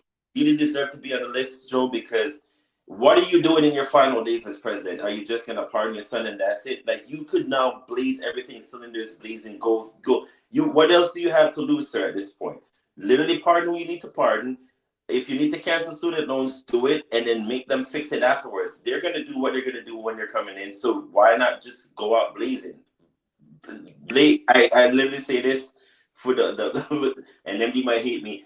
Literally obliterate everything as you're going out. Cancel student loans, pardon who you need to pardon, put in who you need to put in, and let them handle it from the rest of the way. Because once Trump comes in, he's going to executive order everything that he needs to do. So why not do what you need to do in your final days? I don't understand what he's doing at this point. I'm kind of confused, but I hate to say it, sir, but you're well deserving of being on the list. You should have been a little bit higher if it was me, but I give you some grace because you kind of like 50-50 for me.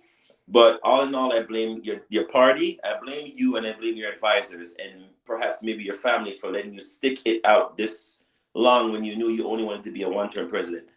And I digress. So Joe Biden said that he was going to do one term. He lied. Joe Biden said he was not going to pardon his son. He lied. In both of those occasions, it's not like an egregious lie. It's just like circumstances change, and then he course corrected. But at this point, he's such an utter ridiculous disaster. And if you go back to the 3rd episode of this show, Tape Fist Politics, the title of the show was Joe Burden. He is a burden on the Democratic Party. He's a burden on the country because this guy cannot get out of his own way. Statistically speaking, his record is up there with most 2-term presidents. In these 4 years, he accomplished a lot of things.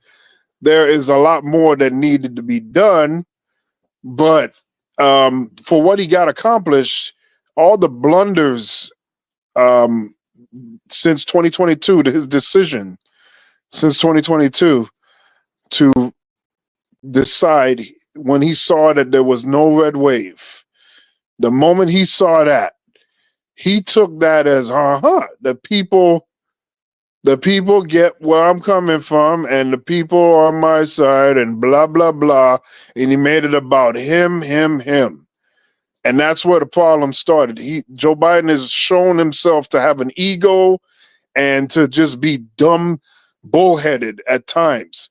That's why he can make the comment to Charlemagne, if you don't vote for Democrats, then you ain't black.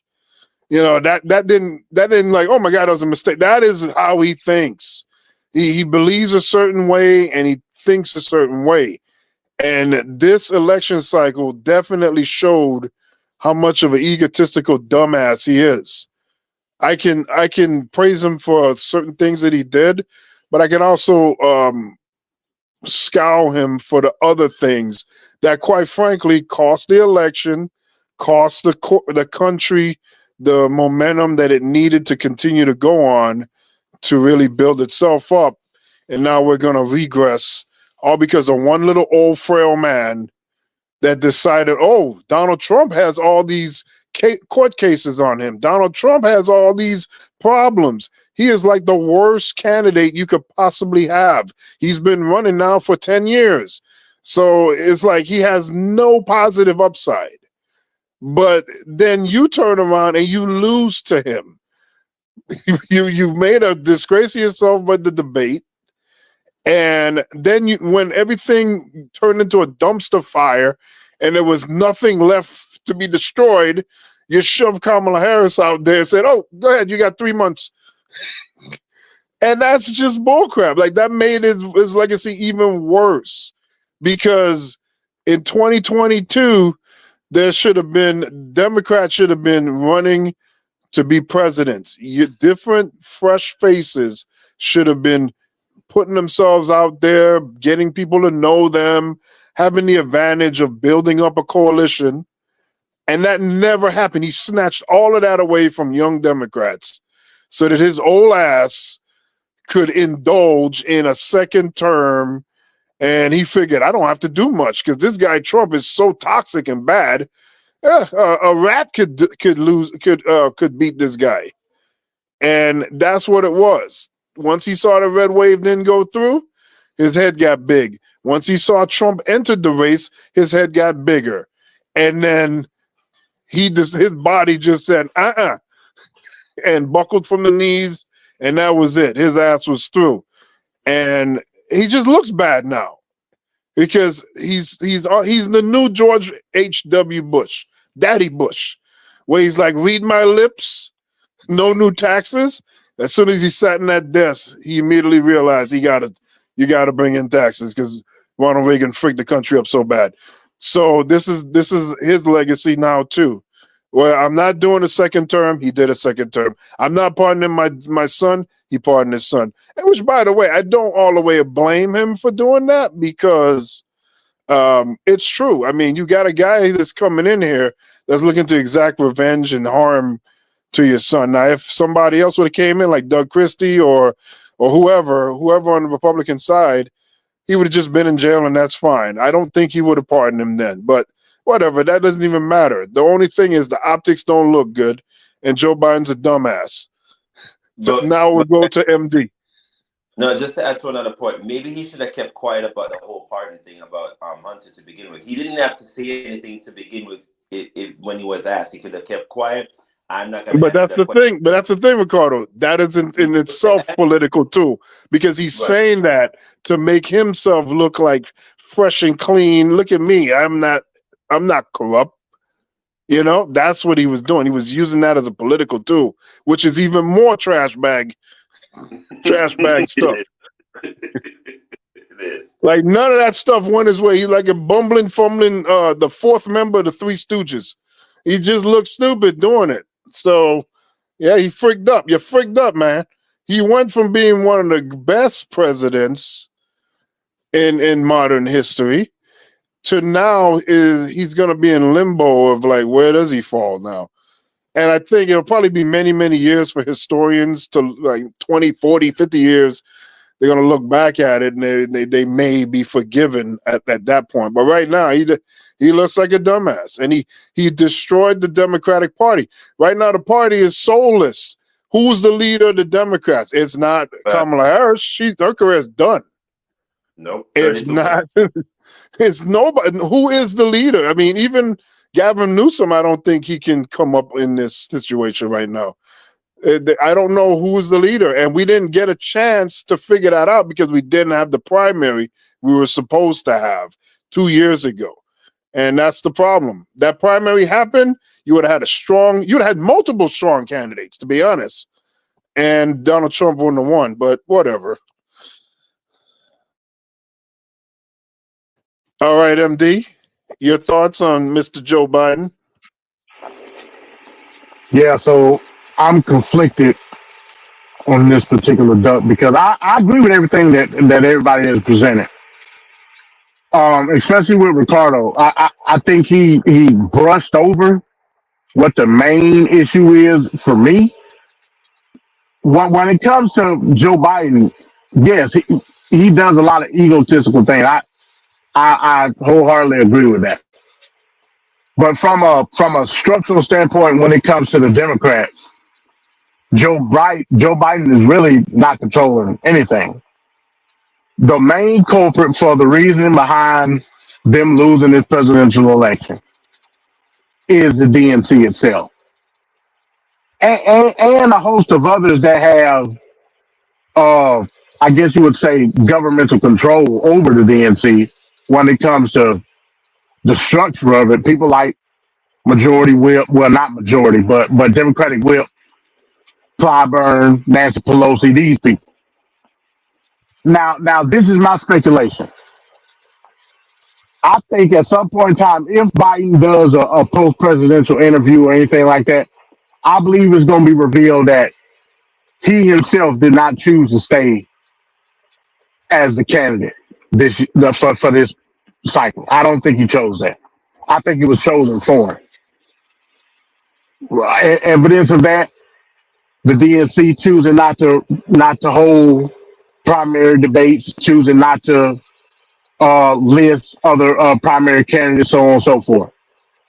This is all the DNC is doing. Now, from the Duck standpoint, I can grant him the nomination based on not having no balls and being at the whim of what DNC says, even up to the point of not staying in the race. He was at the whim of the party. He tried to stay in, but Nancy Pelosi, Barack Obama, Rahm Emanuel, these people pulled his card and said, if you do it, this is what we're going to do. And he bent the knee. So ultimately, the onus falls on the Democratic National Committee. But on the basis of Biden not having the testicular fortitude to stand up on the things that he believed in that were going to be essential to his presidency, the nomination of the Super Duck holds weight.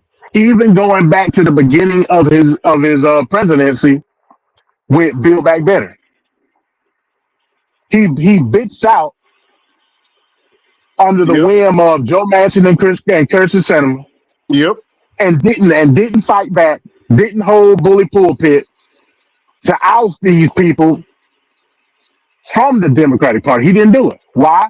Because he was trying to be the glue of the Democratic Party. At that point, 2020 was not the point of solidarity when it came to the Democrats, because there was a clear paradigm shift that was happening from 2020 all the way up to 2022 with the quote unquote red wave.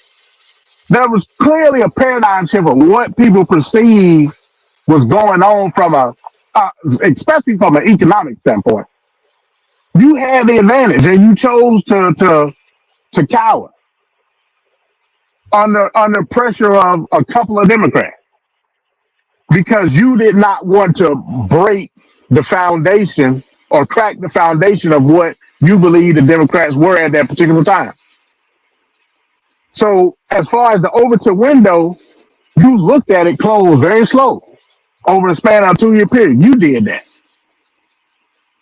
When it came to the primaries, You chose to go at under the whim of the quote unquote kingmaker Clyburn and the Democratic chair and say, hey, look, you're it.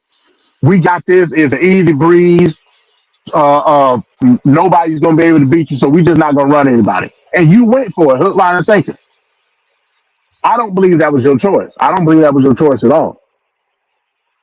You were the company man, so to speak. And now your legacy is tarnished because of it. Again, like I said, I would have voted for Biden if he was a head and a bowl like Futurama. I don't give a damn. I would have voted for the man. But on the premise of what you stand for versus what you ran on, we're ideologically opposed. Now I'm looking at it from a liberal standpoint. I'm trying to look through the lens of progressive action because in fact you were one of the most progressive, definitely the most progressive in our lifetime. So I give you kudos on that from what you tried to do, but you cowered in the face of adversity several times. You even cowered up to a point to try to again hold some type of constitutionality in regards of what you believe is right and exact with not pardoning your son to oh snap they got Trump in, they gonna lynch him, so I ain't got no choice but to pardon him. Even up to that point, you held no guts. So the nomination it holds weight.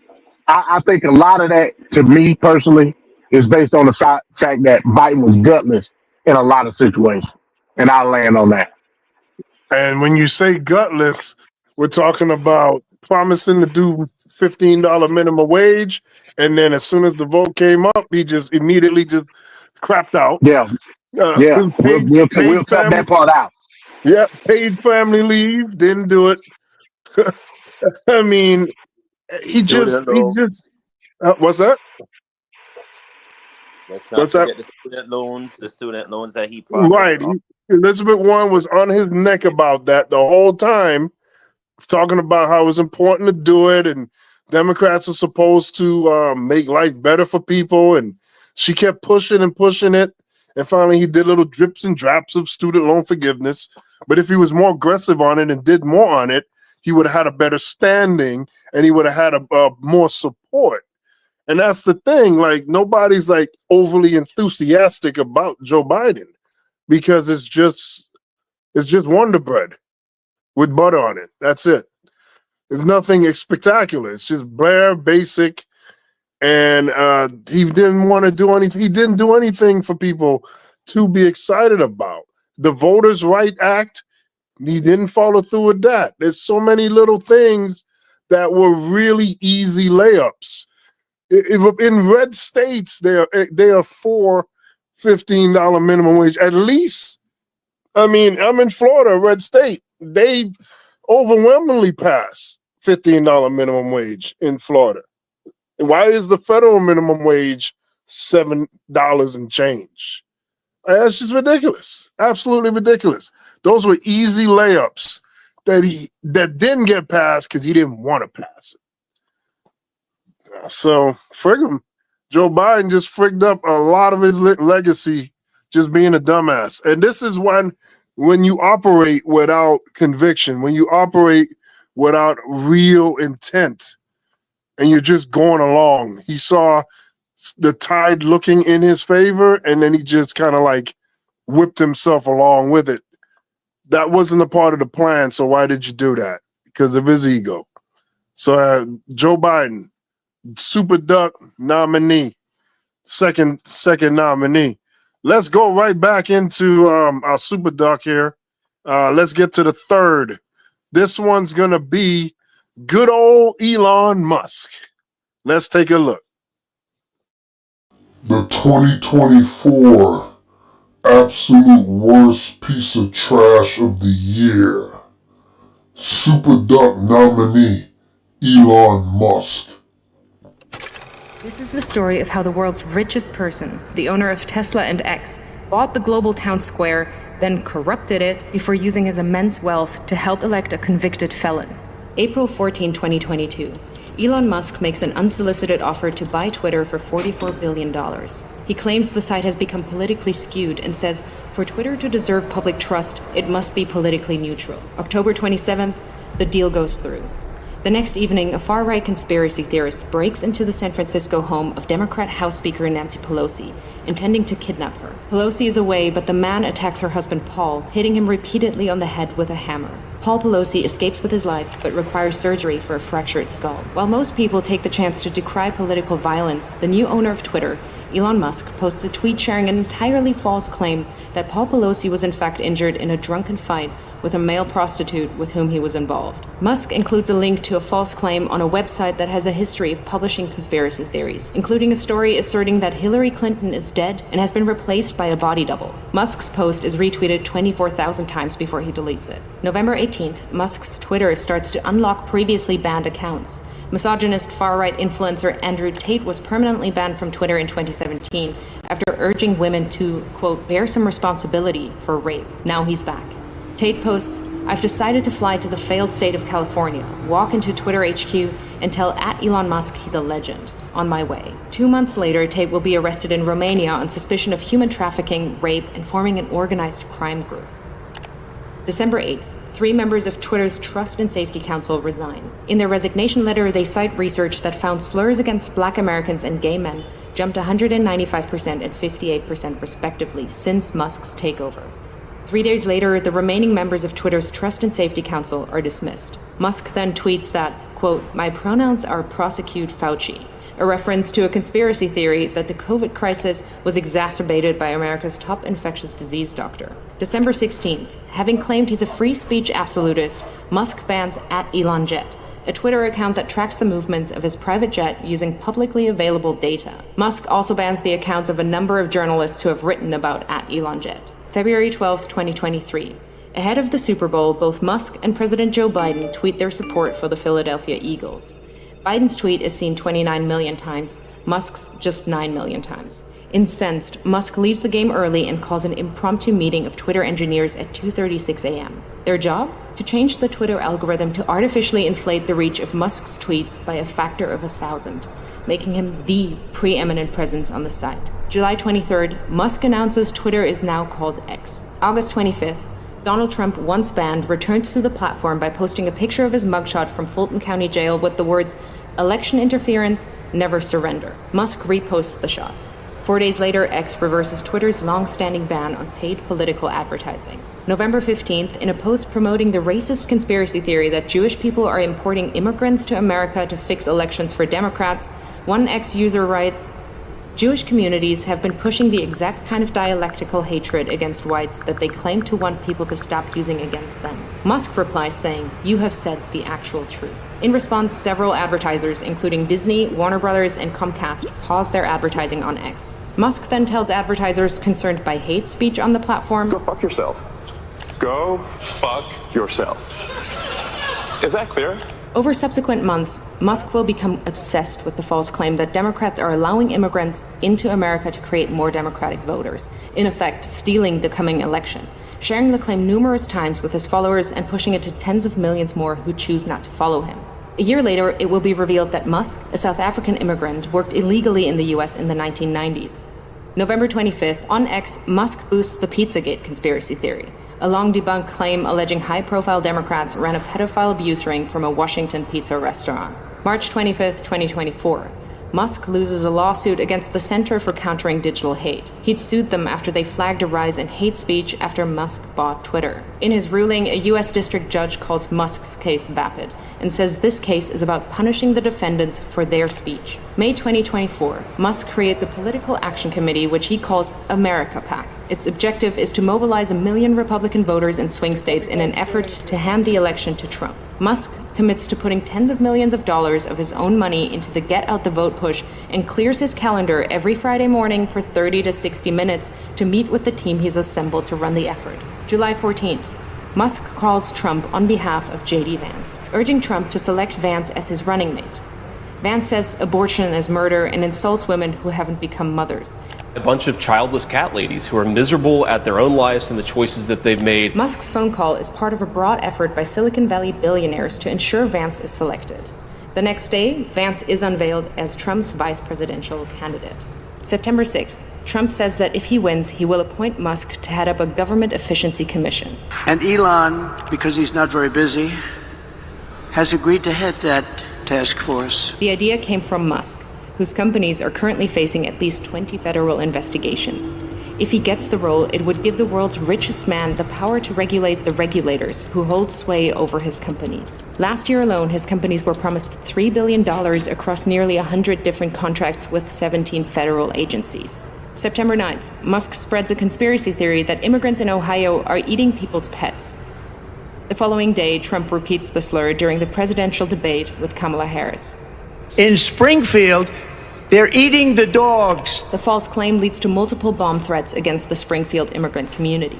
September 15th and 16th. Over a single weekend, Musk amplifies a conspiracy theory that ABC leaked sample debate questions to the Harris campaign, falsely claims that the Dems want to take your kids, further fuels racist lies about immigrants eating pets, shares with his nearly 200 million followers on X that Trump must win to, quote, preserve freedom and meritocracy in America, and insinuates that it is suspicious that no one is even trying to assassinate Biden and Kamala, adding a thinking face emoji. The U.S. Secret Service confirms that it is aware of the post. The White House issues a statement saying violence should only be condemned, never encouraged or joked about. This rhetoric is irresponsible. October 4th, Musk posts, unless Trump wins and we get rid of the mountain of smothering regulations that have nothing to do with safety, humanity will never reach Mars. This is existential. Musk is the owner of SpaceX and stands to make billions from US government space contracts. October 5th, the user handle @America is taken from an X user and given by Musk to his America PAC. That evening, he joins the former president on stage in Pennsylvania, jumping about wildly. Fight, fight, fight, vote, vote, vote. By now, he's moved with his senior team to a war room in a hotel in Pennsylvania to focus full-time on the Trump campaign. He speaks to Trump multiple times a week, is doing a series of pro-Trump town halls across the state, and has recruited lieutenants from his companies to join him. October 15th, legal filings from Musk's Political Action Committee show he has personally donated at least $75 million to the effort to re-elect Trump. October 18th, it's revealed that another Musk-funded group called Future Coalition PAC is targeting Muslim voters in Michigan and Jewish voters in Pennsylvania with diametrically opposed political advertisements about Kamala Harris. In areas with large Muslim populations, the group is painting Harris as a close friend of Israel and is suggesting that she's beholden to the beliefs of her Jewish husband. But in areas with large Jewish populations, the ads say Harris panders to Palestine. Simultaneously, Musk is offering $100 to any Pennsylvania voter who signs his online petition as part of an effort to build a list of likely Trump voters. He also starts giving away $1 million a day to a randomly chosen voter who's signed the petition. October 19th, it's revealed that the Building America's Future PAC, another Musk-funded campaign group, is impersonating the Harris campaign by setting up a fake website containing fake policy positions, then sending out text messages driving voters to the fake site. October 24th, it's revealed that Musk gave his America PAC a further $44 million in the first 16 days of October. October 25th, the Wall Street Journal reports that Musk has been in regular contact with Russian President Vladimir Putin since 2022. October 27th, Musk speaks at the now infamous Trump rally at Madison Square Garden, a gathering characterized by racism, misogyny, and threats of violence. USA! USA! Musk has posted more than 3,000 times on X in the last month, including dozens of unfounded claims about the election which have been viewed hundreds of millions of times. Apart from Trump himself, Musk is now the single biggest spreader of election disinformation. November 5th, Trump wins the presidential election. Elon Musk, a far-right conspiracy theorist, has succeeded in using his immense wealth to help swing the election in favor of a convicted felon.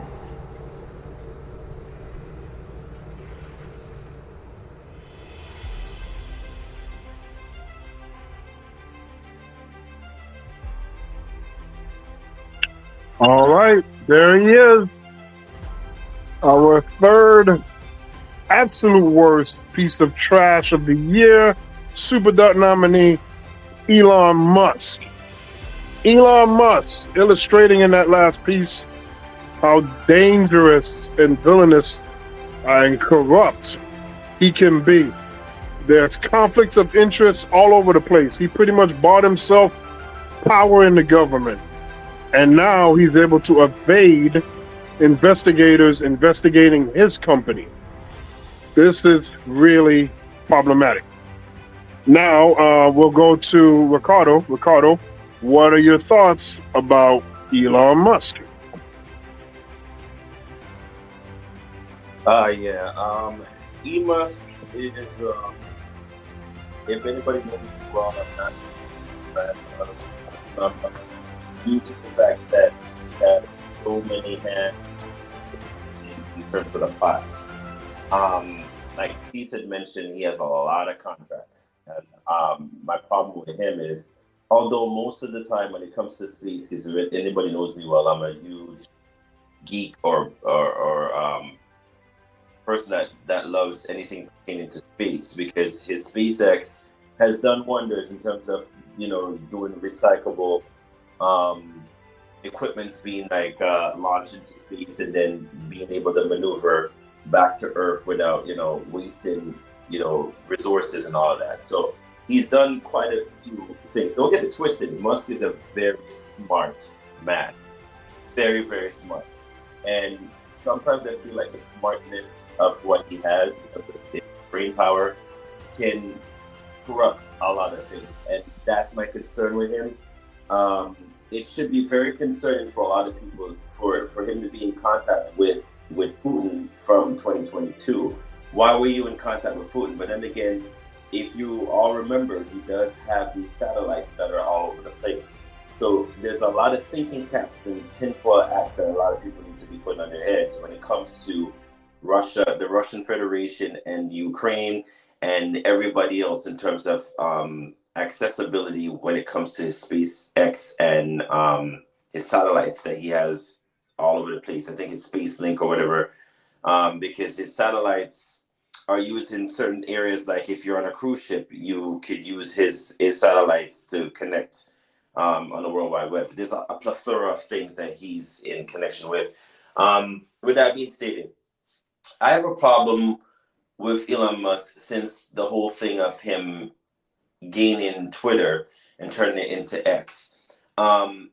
Twitter now to me has become, it was always a cesspool, but it's become so corrupted when it comes to information and misinformation and a whole bunch of, crap just spewing all about. And it was good and dandy up until when he got rid of the advisors and everyone else that was on there. So now it's just a free-for-all and it's just there. I mean, you could get everything on Twitter, whether it be misinformation, whether it be porn, whether it be a whole, barrage of things that just don't make sense. You can get on Twitter, which is now ironically called X. I feel like I'm like talking about Prince, formerly known as the artist. Like it just sounds so stupid calling this thing X. Is it 10 or is it X? What is it? Nobody knows. But there's a whole barrage of things that Musk has done. I want to pinpoint one thing here that I find amazing. This man entered this country illegally. Let me repeat it again to you all. He entered the United States of America illegally or by illegal means, and that didn't create a problem. So again, is it just the outlook that he is a white person? It wasn't a problem, or is it if he was a different skin color, it would have been a major issue? That should stick out to everybody in their minds, and I just wanted to pinpoint that out. But I digress. I entered the country by naturalization, so that's a whole different story. But I just want to say that was a thing that he was spewing in terms of rhetoric, and none of that was a problem or issue for the other side when it comes to certain things. So the hypocrisy is just beholden to me, and it's something that's like, what are we going on and on about when there's so much at play here that we're not talking about? With that being stated, again, he's now about to run a government agency that oversees what now? Like there's so much things, red flags that should be going up in people's heads going, what are we talking about? Like, what is this thing where it's like we're talking about things that is like a whole barrage of, much to do about nothing, but then we're not concerned about where this man's thought process is. He owns Tesla. He has SpaceX. He has SpaceLink. He has connection to some of the most prolific world leaders in the world. He's having conversation with them. Now he's in the room with Donald Trump and other advisors. Now he's in Notre Dame speaking, not speaking, but mingling with other people. You're the world's richest man, but why do you need to have so much accessibility to a whole barrage of things? What is it that you're trying to do? It should be a red flag. It's almost giving me the vibe of Ford back in the day, Henry Ford, when because if y'all don't know, and just the history, think along here. It was Henry Ford that gave us the 8 hours per day,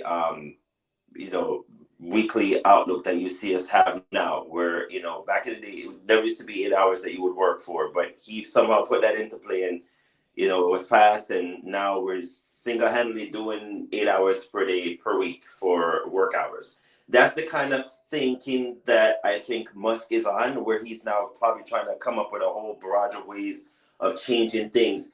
I don't need you to do that, Elon Musk. I need you to sit down somewhere, focus on that ugly, disgusting-looking car, rectangular, craptacular crap that you have driving around. God knows, I don't know why people are buying these things. Doesn't even look good. And focus on the automated, trucks that you're planning to bring out about, which should be another concern to people in the trucking industry. Focus on things like that, or perhaps selling Twitter. But I don't need you to be in charge of the government and overcharge of your own companies. That's a little bit too much to handle. That should be concerning. I think people should be asking themselves, why is he wanting to police his own company when he's already being investigated? To begin with, that is like a whole bunch of, conflict of interest here. But then again, no one cares because he's with Donald Trump. And I'm just going to put this out there. MD, you hear me say this first here. I don't think Trump likes Elon Musk. I don't think most people like him. I think he is one of those people that are just there, and he helped and he contributed $75 million or close to $100 million at this point to bring him into power. But I find, and it did come out in the news outlets, that I don't think Trump advisors or even Trump himself likes Elon being everywhere that he goes. And I think it's going to be a problem going into probably at the end of his presidency. I think you might end up seeing a conflict between the two. And it's going to be one of those things where it's either Musk is going to tell on what Trump has been doing or something along that lines. But don't put that past Elon Musk to seek retribution in that avenue. I'm just throwing that out there. With that being stated, does deserve to be on the Lame Duck Super Duck list of top 5. I just urge everyone to do a couple more research on what Elon Musk is about and how smart he is, and why you should all be concerned as citizens going forward in this presidential election. And I'll leave it at that. All right, thanks, Ricardo. MD, what are your thoughts here on Elon Musk? So yeah, me, Elon Musk ain't the lame duck. If there's anybody that came out on top throughout all of this, is Elon Musk. Now, I can grant you the nomination based on the fact that he's diabolical. If we're looking at it from that standpoint, oh yeah, he may be the top guy. Because what he just did throughout the process of the entire year is diabolical. Because essentially what he did was paid for a spot to reshape, reformulate how this government operates. That's what he did. I think I mentioned this before. He's Whaling Industries. That's what he is. That's a fact. Facts. By the time it's all said and done, after Trump's second term, he probably be over $500 billion as far as total assets with the subsidies, government contracts, et cetera, et cetera. This man is going to be almost a trillionaire. Do you understand that? based on what he just did in this election, taking advantage of the corporations or individuals aspect of how campaigns work via Citizens United. He out Citizens United is what he just did. Dastardly is what he is. So if you're looking at it from that standpoint, oh yeah, if you're looking at it just from that, he's the winner. Because what he just did is dastardly. But the crazy part about it is he's winning in every aspect. That's a fact. All these government contracts that he got now is about to be times 10 because he's about to get rid of the regulations that stop him from doing certain things within these government contracts. He's about to get rid of them shits. Smart. Government efficiency and all.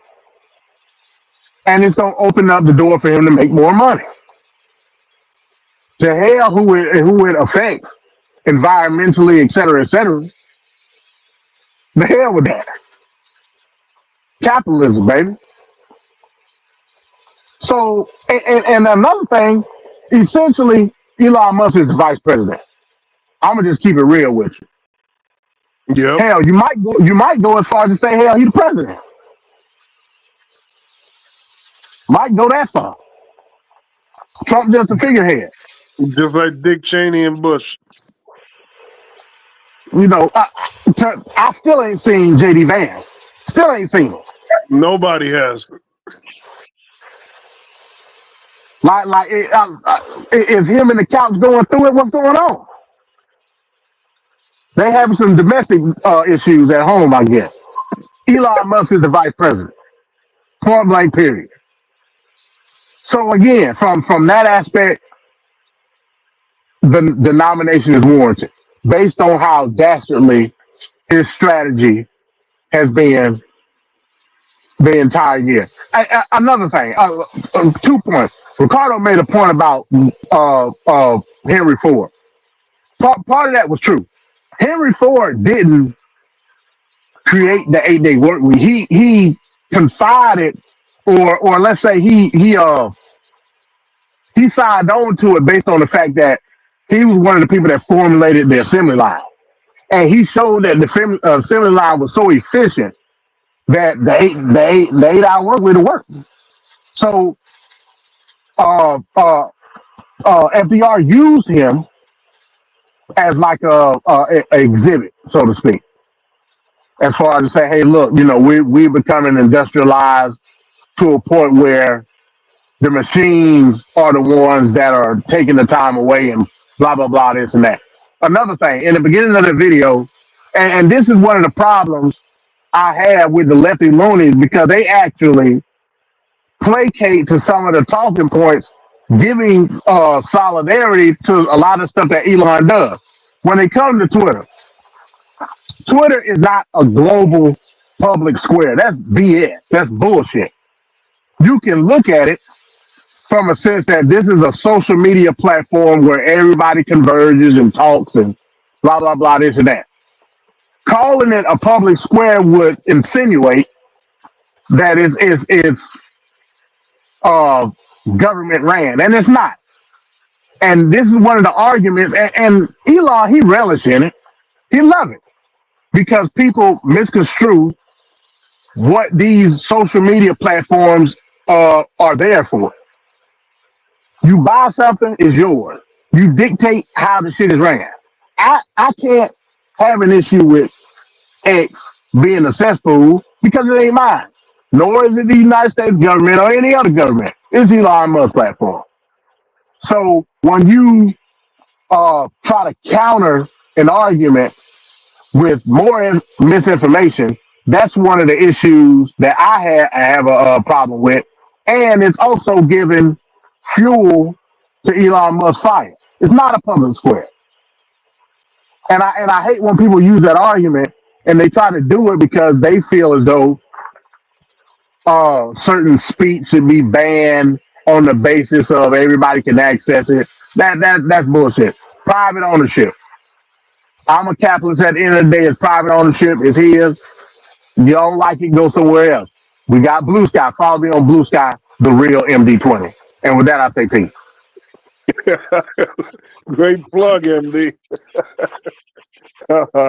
All right, let's keep the Super Duck train moving here. We're gonna go to the 4th out of 5 nominees, and that nominee is gonna be P. Diddy time. Diddy, he's had an eventful year this year. Let's take a look at some aspects of his year, and then we'll be back with our commentary. The 2024 absolute worst piece of trash of the year.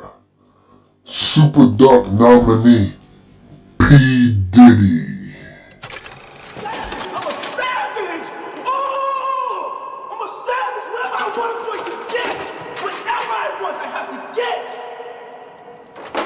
Next, give me something else. What can't you do? I can do it. I can do anything. When he comes to a P. Diddy party, this is what happens to the white man.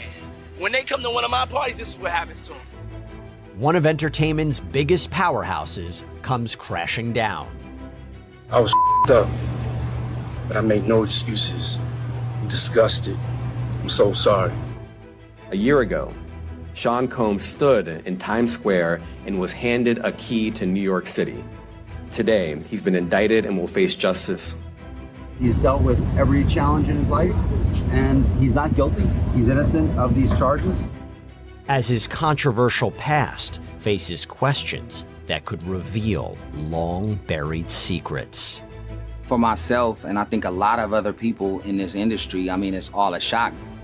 Diddy Combs is denying allegations of rape, physical abuse, and sex trafficking by his ex-girlfriend, R&B star Cassie Ventura, in a disturbing new lawsuit. In a complaint filed in federal court on November 16th and obtained by E! News, Cassie claims she was the victim of Combs' violence during their 11-year relationship. The star, who met Combs back in 2005 when she was 19, says the musician aggressively pursued a relationship with her despite their nearly 20-year age difference and the fact that they were both in romantic relationships with other partners. In the lawsuit, Cassie alleges over the course of their relationship that the rapper regularly beat her up, repeatedly forced her to have sex with male prostitutes while he filmed it. The complaint also alleges Diddy, quote, blew up a man's car after he learned that he was romantically interested in Miss Ventura. She says in 2018, when trying to leave the relationship, Diddy forced her into her own home and raped her. She also makes the allegation that he's responsible for getting her addicted to drugs and alcohol. E! News has reached out to Cassie. Sean Diddy Combs by a woman claiming he raped her at an MTV Video Music Awards after party in front of a male and a female celebrity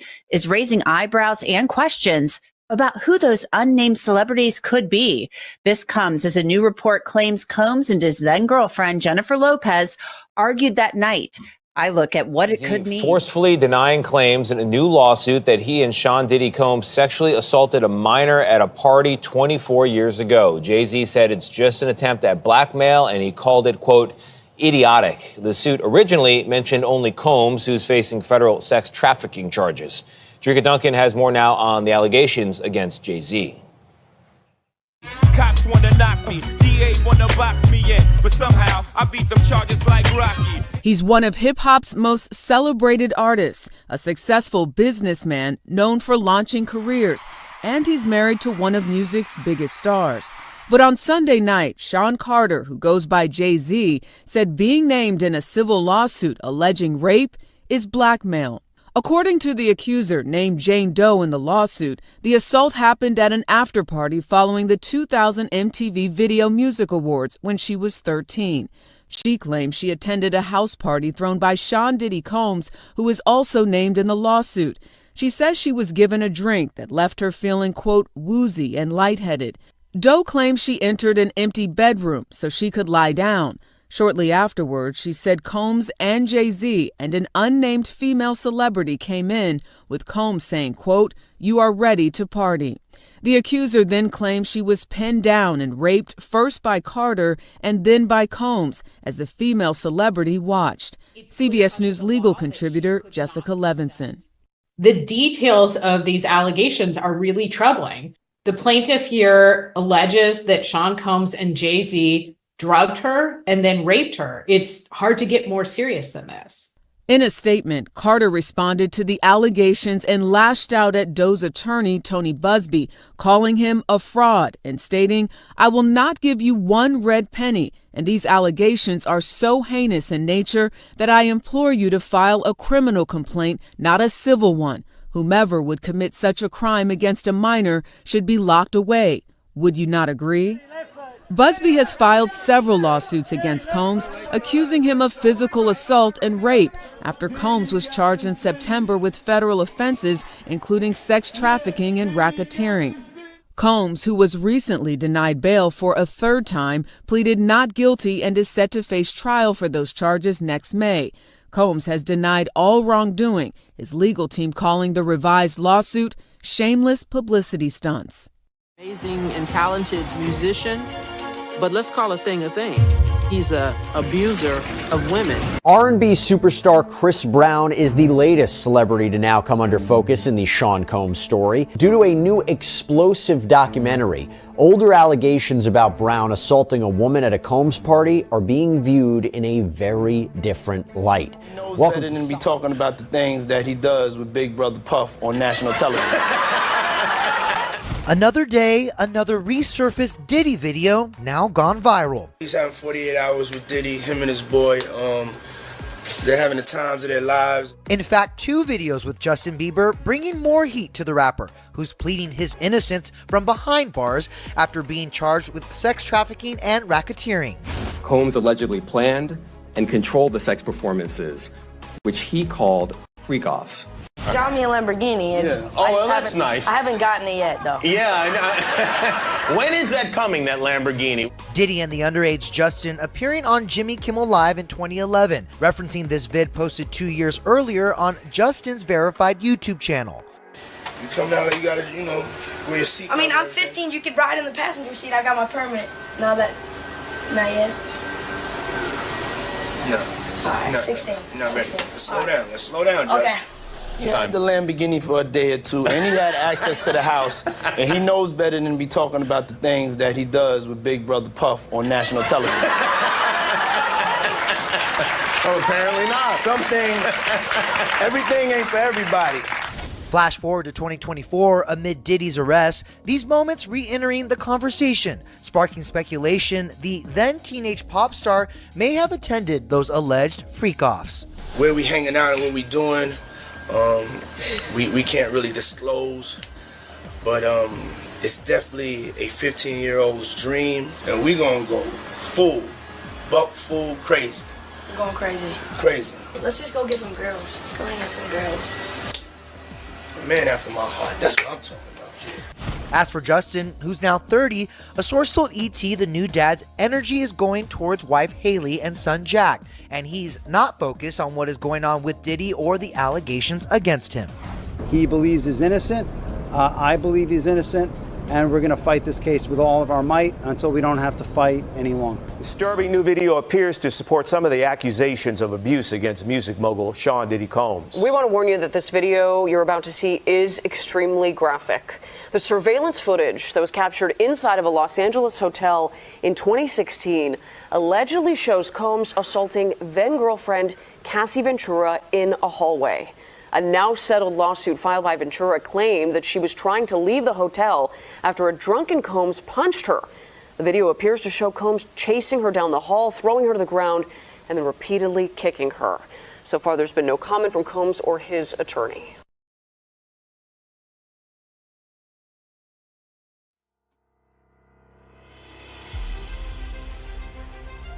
All right, there he is. There he goes. Our 4th entry in the absolute worst piece of trash of the year. The 2024 Super Duck nominee, Sean P. Diddy Combs. So we'll go to MD on this one. MD, your thoughts on Diddy Combs at number 4, Super Duck? Yeah. So again, my position still stands when this all broke out. It's inconsequential to me. He went upside Cassie's head, kicked in the rib a couple times. So what? You know what I mean? He's arrested, he's locked up, and he where he need to be at. That's what it is. Now, I find it surprising. Is these people gonna have the same smoke for the Jigga Man and the Beefster and all these people? You know what I'm saying? Because believe you me, if they was there, they was getting down in the dirt too. Let's just keep it a whole buck. To all you hip hop heads, you know, I'm not no hip hop head, you know, man for me when it comes to Jay-Z. But I know a lot of you Negroes love the Jigga Man. So you know, if he give the payout to the young lady that's accusing him of this, you know, what y'all gonna say then? That he's guilty. Okay, I was just making sure. What about the Beefster? What was the Beefster getting down at 15 years old? You know, and you know, let's not forget. Like they say in Atlanta, Usher, he was the one that bring him out. He was there, and a slew of other people. So again, don't be surprised. Kutcher. Don't be surprised. Leonardo DiCaprio. Yeah, all of them. Don't be surprised if Diddy do the Nino Brown on everybody. Oh, if he going down, everybody going down. Oh wow. And it is what it is. So don't try to put all the onus on P. Diddy. Don't do that. But when you say that Diddy is like the common denominator and the one that is making all this stuff go around. Well, P. Diddy was the accommodator. Okay, I give you that. He accommodated, but he was accommodating everybody else. Yep. He was accommodating the Jigga Man. He was accommodating the Beefster, Usher, and all them. Ray J, and all these people. Yep. So, you know, it is what it is. But like I said, Raheem Akbar, he the real leader of the CMB. If I'm going down, everybody going down. Man, this thing, the more we find out about it, it just keeps getting bigger and bigger and bigger and more connected and more connected. Hell, I'm thinking about filing a suit. I was violated at the P. Diddy party. Somebody got to pay me. God. Man, he making Suge Knight look like a better man every day. Oh boy. All right, so Ricardo, what do you think of P. Diddy Combs? Well, the diddler. I got to say the diddler has been brought up very frequently this year. I mean, we've all seen that video because one of the things that beforehand we saw the infamous video of him coming out in the towel in the hallway of the hotel after Cassie, his former girlfriend. But I think it's when he threw the vase like in those soap opera like in Dynasty and what and that was like an epic vase throw. Like it wasn't even like he just threw the vase and we're like, what the hell? Like who the hell does that? But sorry to interrupt, Ricardo. I just want to add on to what you were just saying. With him being in the towel in that video, I saw a video today talking about how he was in the middle of a freak off in that hotel room with her in there. Oh wow! That's why he has a towel on. They had a sex worker in that room, and they were in the middle of doing that. So that explained a lot. Wow. Yeah, it's one of those things. But it goes to show, because the streets have been talking for years, so it's not like most people were shocked by it, but it's just the way it all went down. But you have a number of people like 50 Cent, and then you have Cat Williams, that have come out numerous times and has said stuff that as males in the industry found very weird. Like you offering the bring a man shopping, and then telling them you're going to do such and such. It gives a little bit of creepy, whatchamacallit vibe. I mean, some people might say, well, that's just a grown man just being concerned for you. But then there's things you do for a female, and there's things that you do for males, and it's kind of like the subject line blurred a little bit. So growing up in certain elements, there's certain things you're just not supposed to do or ought not to do. But all in all, I feel like he is deserving to be on the list. It's shocking, but kind of not shocking, because we've had our discussion among in terms of our group, that there was a number of people that is on the list, and so I hope I guess yesterday was when Jay-Z's name happened to be on one. So that list didn't surprise me with the Jay-Z thing. It's just the way that Jay-Z responded yesterday that got him into a firestorm today. Oh my God.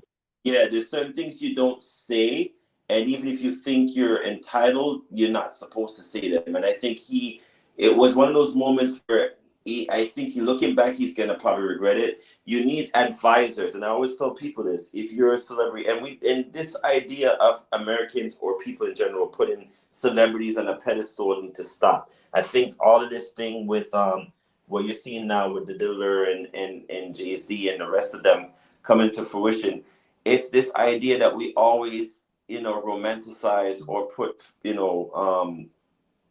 these celebrities on a pedestal, on a high Fremantle chair, like they can't fall off. Like they are human beings like me and you. The only difference that these people are these celebrities have over us, that they have probably more money, more privilege, but inside I'm sure they're like they hold back a lot of things. There's a lot of concerns. There's a lot of childhood trauma. There's a lot of substance abuse. There's a whole bunch of stuff that they don't show to the real world, and they hide behind this image and this glossed up thing where it looks beautiful from the outside looking in, but in the inside you wouldn't really want to be in their shoes, because a lot of time they're miserable. I mean, I was looking at a number of things today, and I'm saying to myself, like, this don't make no sense. But all in all, getting back to Diddy and Pete Puff Daddy and whatever his name is now, because one minute's Puffy, then switched to Diddy, then God knows what his name is going to be. I wish him well. I hope he's prepared to have a strong legal team, because if the feds comes and raid your house, it's serious. And we've all seen that, because he has a domicile here in Florida and in South Florida, and they raided the crap out of his house. And there's a whole bunch of stuff. Like, all in all, I think this idea of us putting celebrities on a pedestal need to stop. But I'm not gonna. I think we should be saying it's alleged that all these things that have been happening has repercussions. And all in all, I wish both Jay-Z and the Diddler well. I wouldn't be surprised of most of the things in terms of the essay and the grapes that have been happening in certain freak offs and parties where people don't talk about it. The Leonardo DiCaprios that are quiet, the crybabies, like basketball player, what's his name, Grandcat, that we can't stand sometime, LeBron James, all the people that to these parties, all these all-white parties, and they act like it's like the grand pedestal of it all. It wouldn't be surprising if there's a number of other celebrities that we haven't heard about come up into the tapes, because, like the feds have stated before, there's a number of tapes that have been hidden. The most disturbing one in terms of allegation is the whole Justin Bieber thing. If it is alleged to be true, you got to question, why is a grown man hanging around a 15-year-old, and what about the parents in all this? Why is Justin Bieber's Because when it parents? was Michael Jackson, everybody had something to say, but nobody saying nothing about Diddy. Exactly, like you know, when Macaulay Culkin was hanging out with Michael Jackson was a problem, but you know, it to me it's just, it seems odd, and I always implore parents to do this. I have kids of my own. I don't let my kids even go into a you know, a doctor's room by themselves. I would, let alone to be hanging out with, you know, a grown adult at that, and even then I vet them. Why would you allow a 15-year-old at that to be hanging out with a grown ass man like Diddy? What would they have in common? I could never fathom. But I digress. Maybe he was trying to be a shop, you know, a custodian. I don't know. All I know is just weird. But that's the parent and the guardian in me. But I still blame the parents of Justin Bieber and Usher, because remember, Usher was also in his camp at a very young age. And I, you know, it's the same thing I implore with the R. Kelly thing. Why were the parents not involving these young women that were hanging around him? It's just, there's a number of blame to go around, but you know, I say this and I'll leave it at that, is that we are all responsible for our own, you know, what do I say? Responsible for our own free will and thinking. And sometimes I think a lot of time it gets clouded and skewed in terms of imagery. And I think, you know, in this country that is based on celebridom, because I call it celebridom now, where a former TV host can become a president, or and you know, we all know who it is, that a former Apprentice host can become a president, or you know, former wrestler. Is he a former wrestler? He's still a wrestler. A wrestler is now having ambitions to become a president. Anything is possible in this country, but just make sure you all are aware of the seedy side of certain parts of the entertainment industry. We all heard about the bellboys in wrestling. We've all heard about things that, you know, a former, you know, I guess, person that owned the wrestling sport industry did, you know, over the years. There's a number of things that can go haywire if you don't have a clear-cut mind, because it can absolute power curves, absolutely. So I urge people out there, if you're getting involved in anything, just make sure you have a very clear, concise mind, and not let it be skewed into, oh, I'm going to make promises to you, and then they never become anything fruitful. Just be very careful and mindful of the things y'all do out there when it comes to being a celebrity. It's never the grass is green on the other side. There's always some stipulation to something, and I'll leave it at that. Best of luck to Jay-Z and Diddler and the rest of them. All right, thanks, Ricardo. So we're gonna we don't have a video for Donald Trump. I think everybody knows enough about Donald Trump and has heard enough about Donald Trump. I do want to go to one more honorable mention. We mentioned some honorable mentions earlier in the show. Another one I want to mention here. This is Abbas Alawi. Oh, I probably butchered his name, but this is a founder of the Uncommitted movement. We're gonna take a look at a video right now so we can see why I would put him as an honorable mention. Let's take a look at that. Then we'll go into Donald Trump and ultimately our final picks. We'll do a process of elimination for the Super Duck. But let's take a look at this video on the Uncommitted movement. I am interested in the long-term project of taking power from the people within the Democratic Party who are pro-war and wielding it in the service of people who are anti-war. I'm very acutely aware of just how badly the pro-war side wants to make sure that someone like me and people like me and organizers like those organizers Uncommitted can be nowhere near those rooms where the decisions are being made. And our message to them is, we're not going anywhere. Will Kamala Harris defeat Donald Trump in November? And can she do it without resolving the war in Gaza? Well, that could come down to a bunch of key swing states, including Michigan, home to 150,000 Arab American voters who are outraged by Kamala Harris's continued commitment to arming Israel's war. But this is a community that has never really had political influence in Washington, that is, until today. Welcome to the Big Picture Podcast. My name is Muhammad Hassan, and we are joined by the founder of the uncommitted national movement, Abbas Alawiyya. Alawiyya may come from an activist background, but he's also a political insider.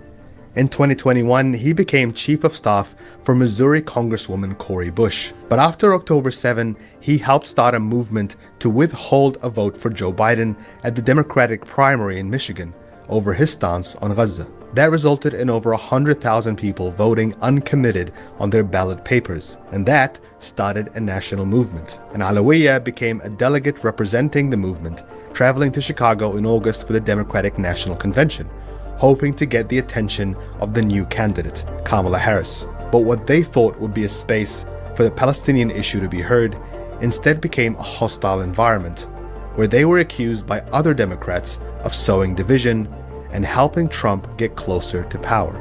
Then a week later, Kamala Harris made her stance on Israel crystal clear. Let me be very clear. I'm unequivocal and unwavering in my commitment to Israel's defense and its ability to defend itself. And that's not going to change. But no change in policy in terms of arms and so forth. No, we have to get a deal done. In 2016, Trump became president partly by overturning states like Michigan, where he beat Hillary Clinton by a margin of just 10,000 votes. 4 years later, Biden defeated him in Michigan by 154,000 votes. That means for both candidates, securing the Arab American vote could be crucial. But that relies on this community being able to vote as a bloc and recognizing the influence that they can have. So, will they do it? Let's just say some special vitriol for, and that's the uncommitted crowd. And I would like to take you, just introduce you. This is a short little clip of one of these assholes. I'm fairly certain I know what their goal was. Which was to be moronical, an imbecile, like the dumbest motherfucker that ever lived. That's right. That's what that seemed to be the goal for these fuckers. They were going to hold Democrats' feet to the fire so that they would threaten us with a Trump presidency. And what did they do? They ended up talking their own people into voting exactly that way. They didn't come home. They didn't turn around. The leaders of the organization ultimately voted for Harris, but the rank and file voted for Trump. Listen to this shit. It looks like ethnic cleansing. It sounds like ethnic cleansing. It's an ethnic cleansing campaign in Gaza and West Bank and southern Lebanon.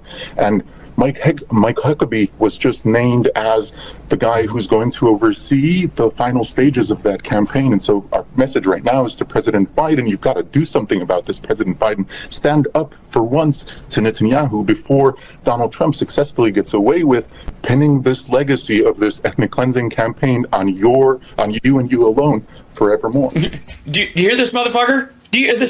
Do something, even though these assholes handed the reins of power to Donald Trump, but it's fucking Biden who was like walking this line between a country that had been attacked, having the right to defend itself, and the terrorists that were involved in this on Hamas, and not just Hamas, but like Islamic State in Gaza. Literally walking the line between these two, trying to keep Netanyahu on a shorter leash than he would have wanted to. And you motherfuckers decided to hold a gun to to his head figuratively in the presidency, and you pulled the fucking trigger. There is no there, motherfucker. He has no leverage. Netanyahu already made this fucking deal. You watched him do it.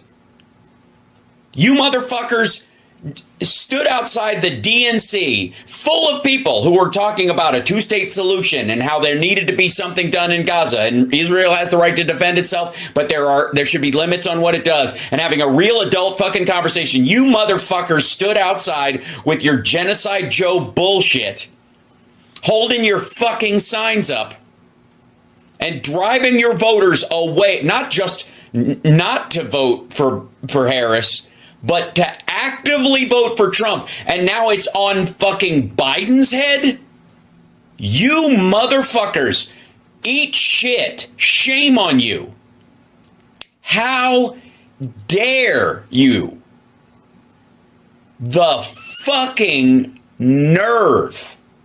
And none of these motherfuckers, while they were outside the DNC, they were outside, the White House. Were they outside of Mar-a-Lago when Netanyahu was there? Nope. Did they protest at the airport when Netanyahu landed? Nope.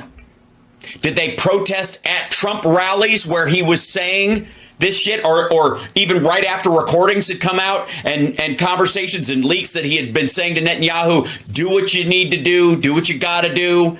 It's referring to the Gazans as cancer, as the problem, and you have to get it over with quickly. Where were they? I'll tell you where they were. They were bullshitting this whole time. This motherfucker. You cannot be this stupid. I find it shockingly hard to believe that someone is that fucking dumb. And so I will assume, Sir Abbas Alaway, this dude from Uncommitted in the Michigan delegate, this motherfucker, I will assume that you meant to do it. That either it's a Sunni Shia thing or you just side with the Egyptian government or the Jordanians where they're just like, can we fucking get this over with? Can we just let Netanyahu kill the fucking Palestinians so we can all go back to normal? That's the only excuse. Nobody's this fucking stupid. In this situation, it's dumb or nefarious. It has to be one or the other. And at this point, it's so mind-bogglingly stupid, it has to be evil. Just fucking terrible. And now they're like, don't let Trump make this your legacy. Motherfucker, it's going to be Trump's legacy. He will be beating his chest about this shit. Nobody's going to be able to lay this at Biden's feet like it was his fucking problem, like you guys are trying to do. Can you imagine still trying to do that? Still make this fucking Biden's fault. You fuckers handed the reins of power to Donald Trump.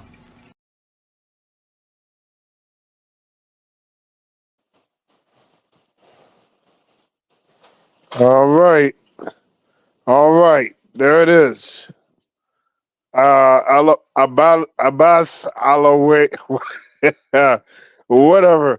So he's the co-creator of the Uncommitted movement. Let's see if MD, are you available now?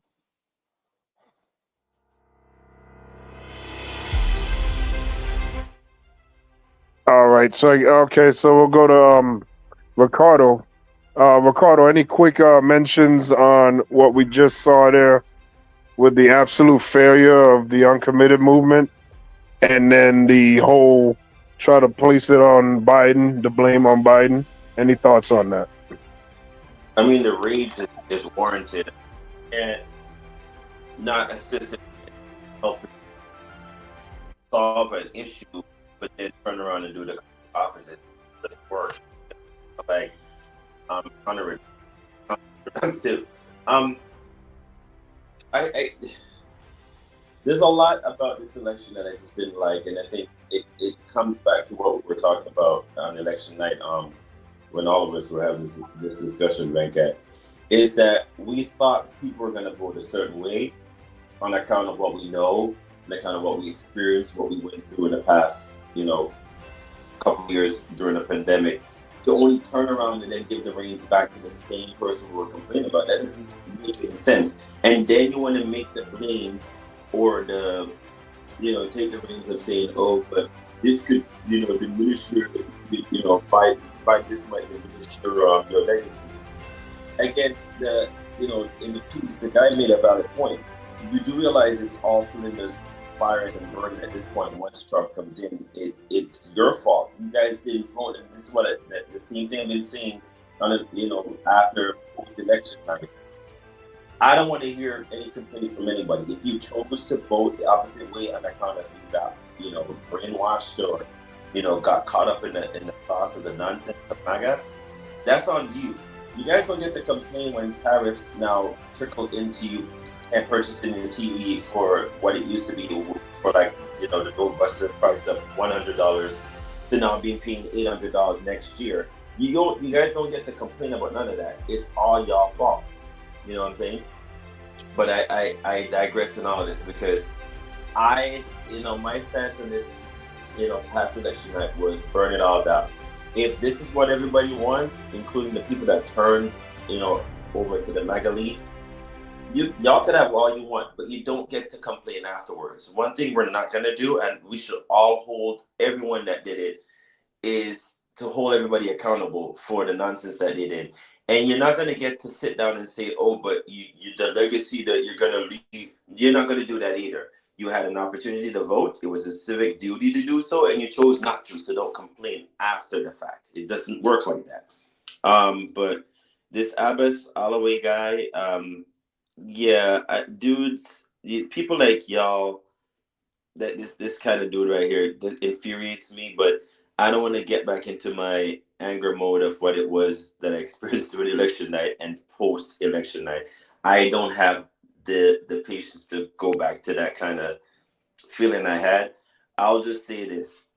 Just like the guy that chose not to vote for Obamacare or for the Affordable Health Care Act and then now all of a sudden be sick and then be like, oh, well, now, the Affordable Health Care Act has been my life and savior. It saved my life. Well, why didn't you vote for it when you had the opportunity to do so?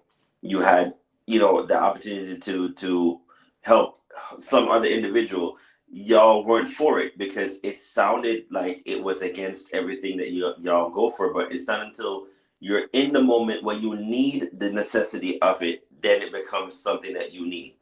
It's kind of like, it's weird. I don't like this whole thing with Americans in general are fickle-minded. They don't remember things, but then when the shit hits the fan, they're like, oh my God, I shoulda, woulda, coulda, shoulda. You have an opportunity, you chose not to utilize it, don't complain. And that's my mantra going forward. I don't have time for it. If people come to me with a complaint, I'm just gonna be like, well, woe is me, I don't care.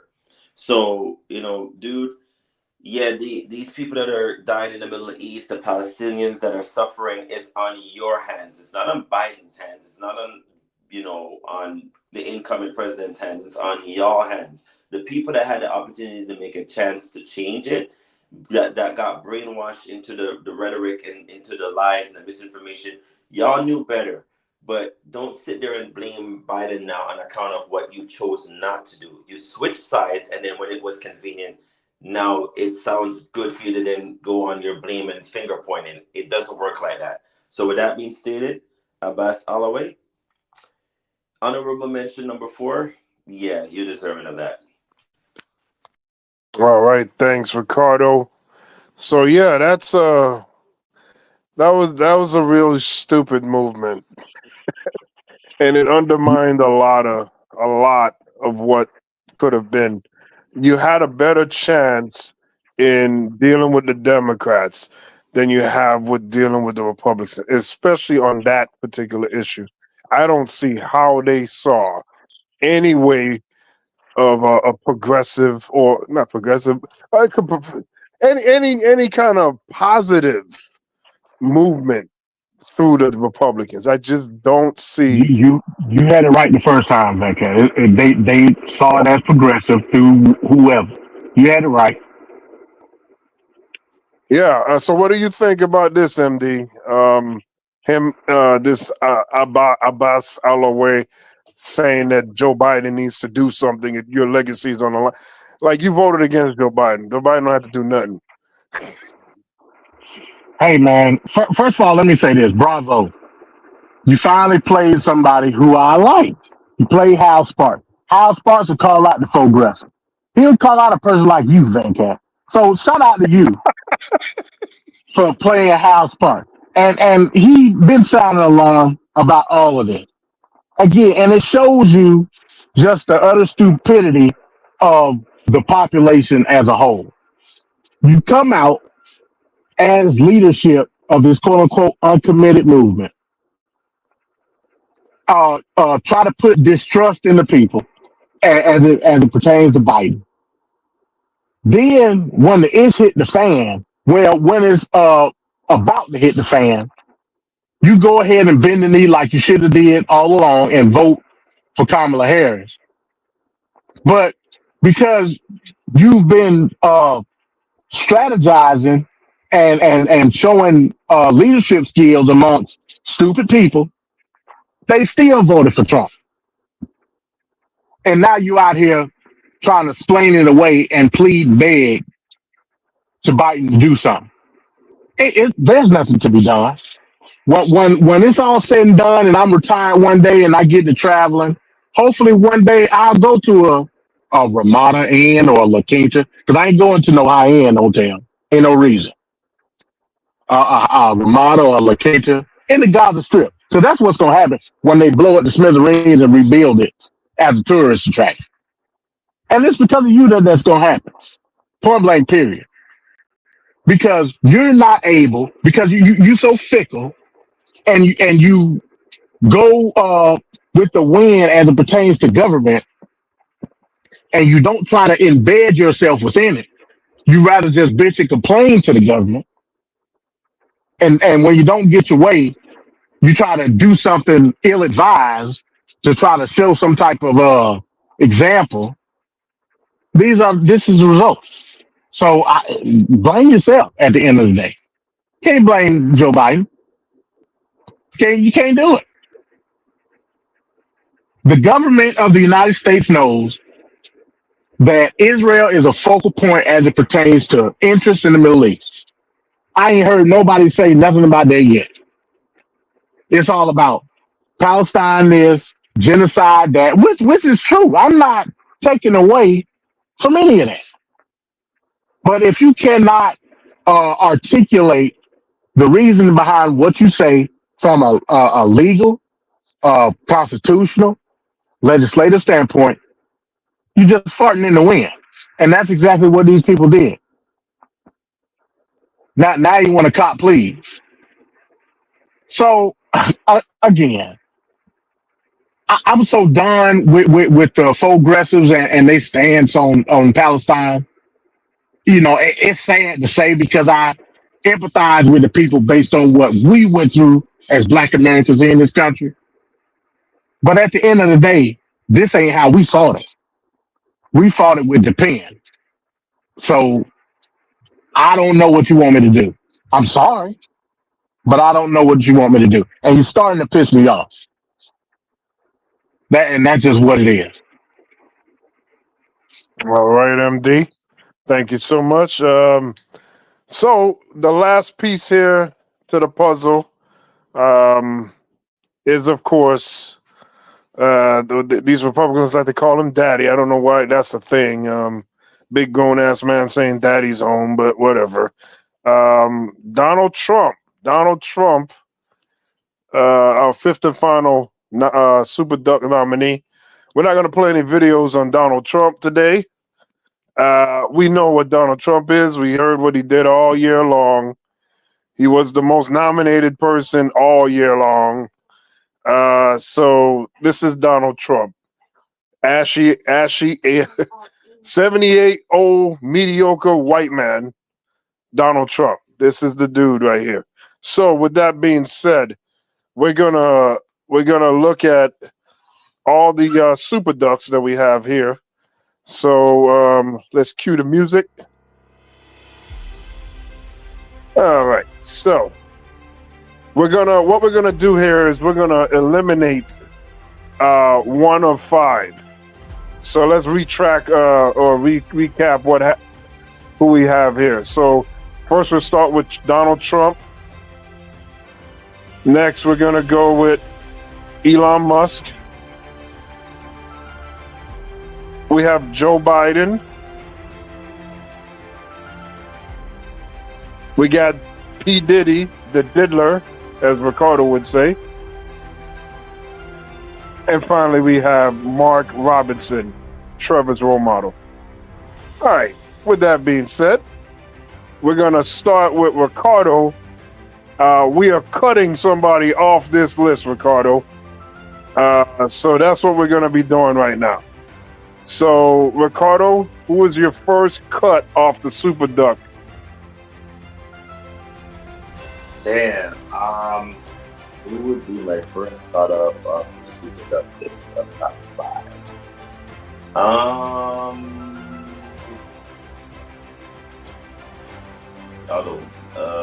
Man, I need Elon Musk to stay up under. What's his name with the Transformer? Who was number 4 again? Remind me. You're talking about Robin. You have Robinson. We have Diddy. We have Joe Biden. We have Donald Trump, and finally we have Elon Musk. Damn.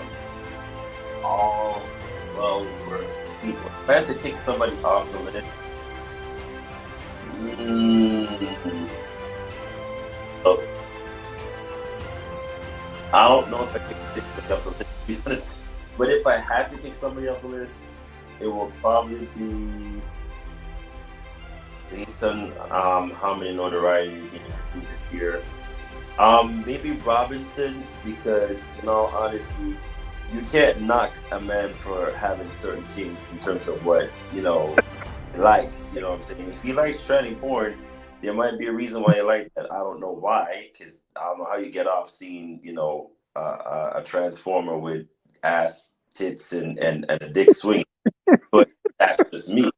But I can eliminate him for the fact that it's brand new, and he was using the excuse of Jesus is this and God is this, and it's just he came into the list quite fresh, on account of we know the rest were under for just a moment, but they kind of snowballed into it. So if there's one person that could eliminate, it would be him.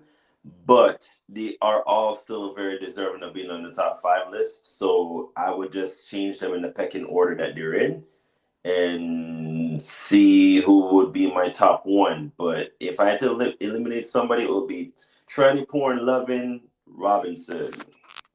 All right, thanks so much, Ricardo. So we got Mark Robinson on the chopping block. MD, who do you got for coming off this list? Yeah, it's a no-brainer for me. It's Daddy Puffy stuff. It's inconsequential to me what he did. It ain't no big impact. You know what I'm saying? He transported some prostitutes across state line and no big hit deal. a couple women upside the head. It is what it is. Folks do that every day. So it's Daddy Puffy stuff. But that makes it sound like a pimp, though. MD, that's pimpish stuff. Like, hey, there you go. There you go.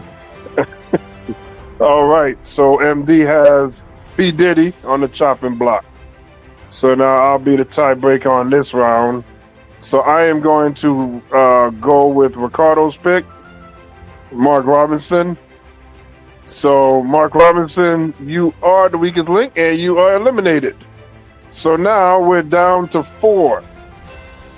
And our 4 for the absolute worst piece of trash of the year will consist of P. Diddy, Joe Biden, Donald Trump, and last but not least, Elon Musk. So this time we're going to start with MD. So MD, pick your next person on the chopping block.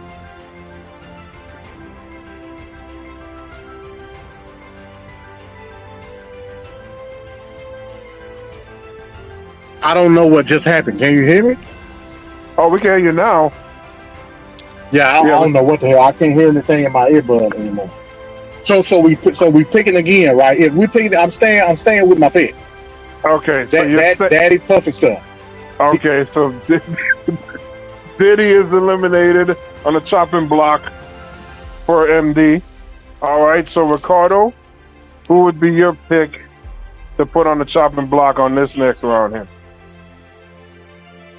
Yeah, so if we're gonna eliminate him, we might as well eliminate Puff Daddy slash AKA Edie slash AKA the Diddler off the list because he really has nothing to do with politics. He does have some sway in terms of, rap entertainment, but all in all, he doesn't really sway in terms of, political influence. Now, maybe getting the keys to the city of New York is one thing, but how does he contribute to the, to the daily means of our lives? I don't know. He's still, put on a pedestal for like just being rich and having a famous name and having a, being a sidekick to one of the greatest rappers of all time. But Diddy, Puffy, Big Daddy, I don't know what you want to call you. Friend to Have You Been Swallowed, all that guy. We don't really need you on the list, so we're just gonna kick you off. So good riddance. Best of luck. All right. So Diddy has been deleted. So now we're down to the bottom three, I guess you would call it, not top three. These are bottom three. All right. So the last remaining three pieces to the Super Duck puzzle are Joe Biden, Donald Trump, Elon Musk. Out of the three, this time I'm going to start off with who I'm going to put on the chopping block. And this go around, I'm going to go ahead and pick Elon Musk as my third elimination here. So let's go to Ricardo. Ricardo, who do you select for your elimination on this round?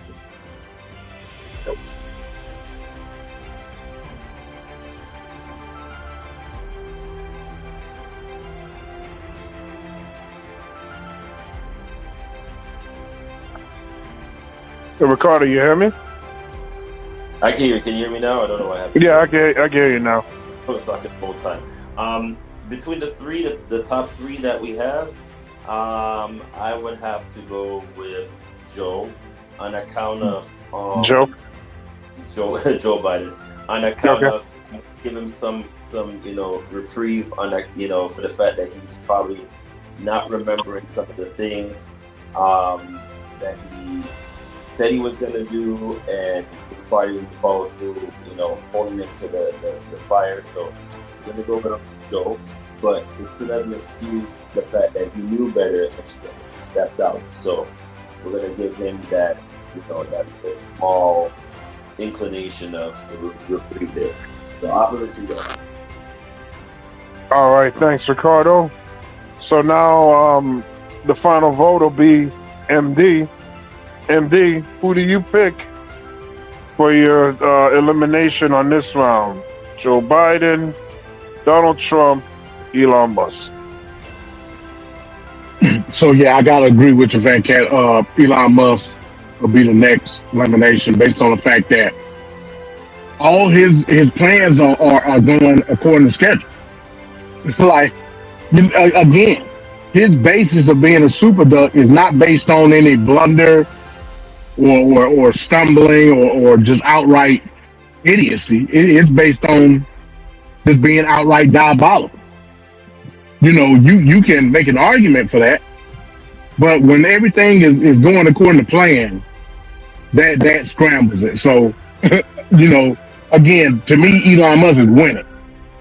So we must eliminate him from the Super Duck. All right. So Elon Musk is deleted. So now we have our final two for the Super Duck of 2024. And it is going to be between good old Uncle Joe and Daddy Donald. So this time we're gonna start with MD. MD, make your first pick for the chopping block. Okay, this is for the chopping block. So all throughout the course of the year, Donald Trump has been a mainstay in the lame duck. No Yep. doubt about it. Everybody knows this. My super duck has always been Donald Trump. But because of the events of November 5th, in retrospect to everything that we've discussed tonight, and as well in previous shows, I must put Donald Trump on the chopping block and nominate Joe Biden as super duck based on the fact that his gutlessness, his ego, his complacency led to what we currently sit in vis-a-vis hell in the handbasket. Him and him alone is the culprit of what's about to happen 2025 onward. So I'm putting Donald Trump on the chopping block. I'm nominating Joe Biden. All right, thank you, MD. So now we're gonna go to Ricardo. Ricardo, who are you gonna put on the chopping block?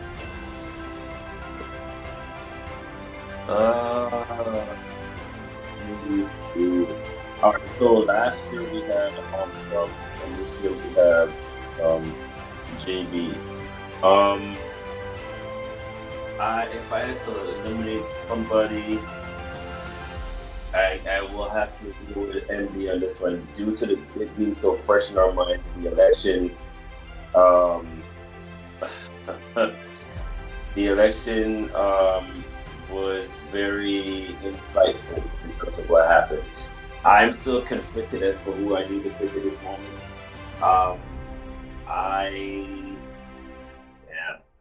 It's a tough one.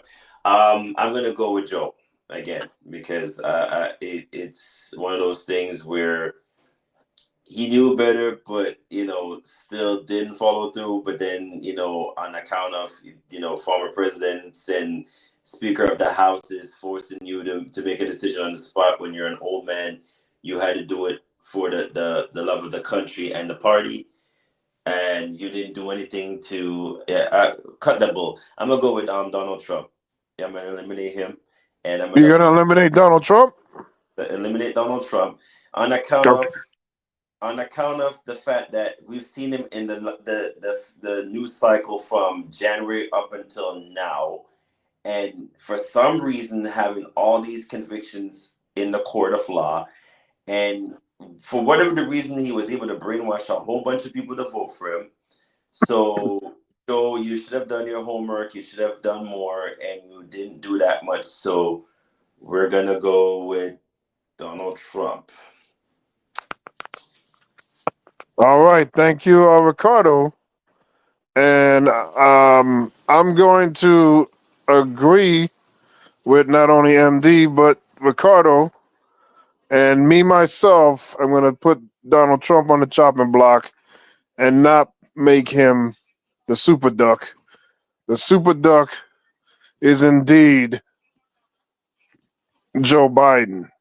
And Joe Biden is going to earn this one simply because Donald Trump was the worst political candidate probably ever. Donald Trump had so many axes in his back. Donald Trump had so many toxic situations, moments, and everything against him. He was primed to be defeated. And because of a jealous old white man that's older than Trump, having his ego, he didn't do what he should have done. And he didn't only not beat Trump, he made it where the next person after him was very difficult for them to beat Trump. He pretty much blew up the entire Democratic Party in one fell swoop because he was selfish. And that's unforgivable. So I am definitely nominating Big Uncle Joe as the super duck. And that's a clean sweep. 3-0. Joe is the super duck. Unbelievable. I would have never thought all year long that Joe Biden was going to be the super duck. But that's what it is, folks. November 5th changed a lot, man. It changed a lot. Unbelievable. And Yeah, I did. and to add to insult, a man that's been knocked down how many umpteen times still end up the victor should speak volumes. As for how that is, I will never know.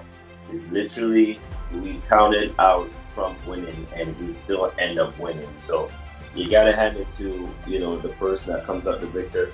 And Uncle Joe should be, you know, should be besides himself for and making this possible in this very moment, allowing Donald Trump to become, you know, the person that supersedes himself. Hey, it is what it is.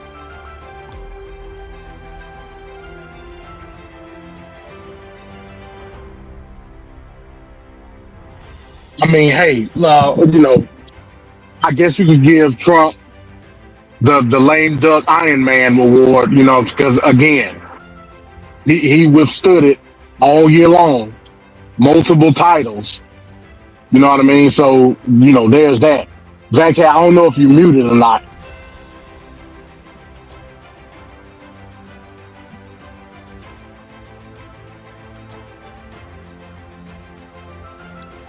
Man, we can't hear you. No, I'm not muted. Keep going. Keep going. Okay, so yeah, so again, you know, to y'all's point, man, this was not on anybody's bingo card prior to November. You know, again, I think what Biden had one lame duck all year. So, you know, it was on nobody's bingo card. But again, just that swiftly, November 5th rolls around, the election takes place, and we see the rotten fruits of Biden's labor formulate and cultivate all in one event. So, you know, that lets you know nobody's safe when it comes to the Super Bowl. It only takes one look of the eye in retrospect of what you did up to that moment that cause a domino effect. And essentially, that's why Biden won it.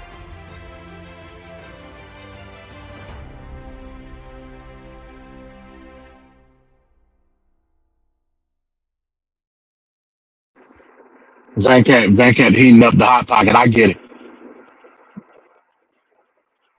Yeah, and to add, you know, and Trevor know all shenanigans, but it is when you notice somebody like a Trump that's been literally in the news cycle all freaking year, that we knew the country should have known better to vote for or vote against, like the last previous time, didn't vote to put you know, Biden as the victor. It speaks volumes. You gotta hand it to the person that let this happen, and that was Joe. Joe, you know, big headedness caused this moment, and so we gotta hand it to the person that did a superb job. It has to be said. Commendable job to him. So, you know, Biden, you're well deserving of the Super Doc nomination for 2024. You will look back at your legacy and say to yourself, what did I do wrong? Was it because I've been a politician for so many years that I thought that I could get away with whatever, or is it that you were pressured, or was it that your old age came into play here? There's a number of things that he's going to look back on and think, I should have done better, but didn't. And we'll just see with the remaining days in his power what he's going to do next. But if I was him, go out blazing, sir. Hello? Yeah, we can hear you, Van Cat. Oh, you can hear me. Okay, good. So, you know, the thing with Biden, you know, he created this big loss. And with Trump winning, kind of like what MD says, you know, with Elon Musk, yeah, he did a lot of dastardly things, Elon, but you can't really call him a loser at this point. So it's kind of hard to put him as the lame duck when all this Biden shenanigan happening with his cognitive decline and the administration hiding it from the voters and trying to pull a fast one over on everybody. Like, it just was a big mess. And this mess doesn't just affect this election cycle. It looked like, is going to affect a few years to come as the Democrats try to pick up the pieces to this disastrous election cycle. So, yeah, I mean, it makes sense. I can't believe it, but I couldn't deny it myself. I wouldn't be truthful to myself if I didn't put Biden here. So Biden is number 66 lame duck overall, and he is the second ever super duck. So, any final words here now? Final words from the panel. We'll start with Ricardo. Ricardo, what do you think? Final words. Yeah, what a what a very interesting year 2020. We're gonna look back at this and go, what the hell happened? Like, how did this happen, and how did we end up here? But you know, there's a number of people to be blamed for what we're seeing here. And not only that, the ripple effect to all of this is going to be interesting going into 2025. We've seen Syria, ousted or got rid of their leader in Assad. You now have South Korea looking like it's going back into martial law. You have President Trump talking about he's going to bring the National Guard, and the mayors are like, we're not having that. So, you know, and the governors is going to have how that moves forward in terms of his implementation of, rounding up families and getting rid of them if they're not, if they're illegals. There's so much to look forward to for next year, but I can only hope and pray it's a very smoother year than what we had this year. But one can only wish and hope. But very intriguing year. Let's hope this war in Ukraine is over. We're spending too much money going over there. But democracy still reigns. Elon Musk is annoying to me. I don't know why he keeps jumping up and down like he has something to prove. It's getting annoying to me. France looks like they're in trouble. I think they're getting together. All in all, let's just see what happens in 2025. And we're coming back more louder, more outspoken for TFP 2K25. All right. Thanks, Ricardo. MD, final words on the last episode of the year and lame duck and everything else. To Ricardo's point, man, it's been a hell of a year. A hell of a year. 2025 is going to be the year of the basket. The ducks that'll be in 2025, what we can look forward to, is vast. It's vast. So expect ducks, the lights, in my Trump voice, lights you've never seen before. It's about to get ready to go down. Ricardo was 100% correct. All these world events that are taking place, Trump ain't even in office yet. That lets you know, ladies and gentlemen, it's about to be hell in a handbasket. I surely hope. Welcome to hell, motherfucker!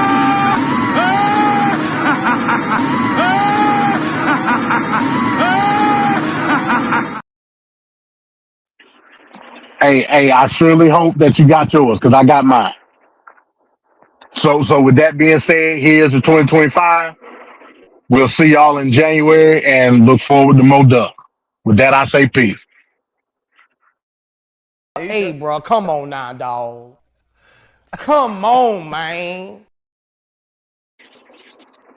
All right. Thank you, MD, for that. I'd like to thank everybody for tuning in tonight on the second annual Super Duck Spectacular Show, where we find out who is the 2024 absolute worst piece of trash of the year. Super Duck number 2, the Golden Goose, went to your Uncle Joe. For everybody here with Straight Talk Society, I'd like to thank Tequila. I'd like to thank Zay. Of course, Mike. I'd like to thank Jeremy Dunbar for coming by earlier. Peace to Jeremy Dunbar. Mr. Straight Talk, Nene.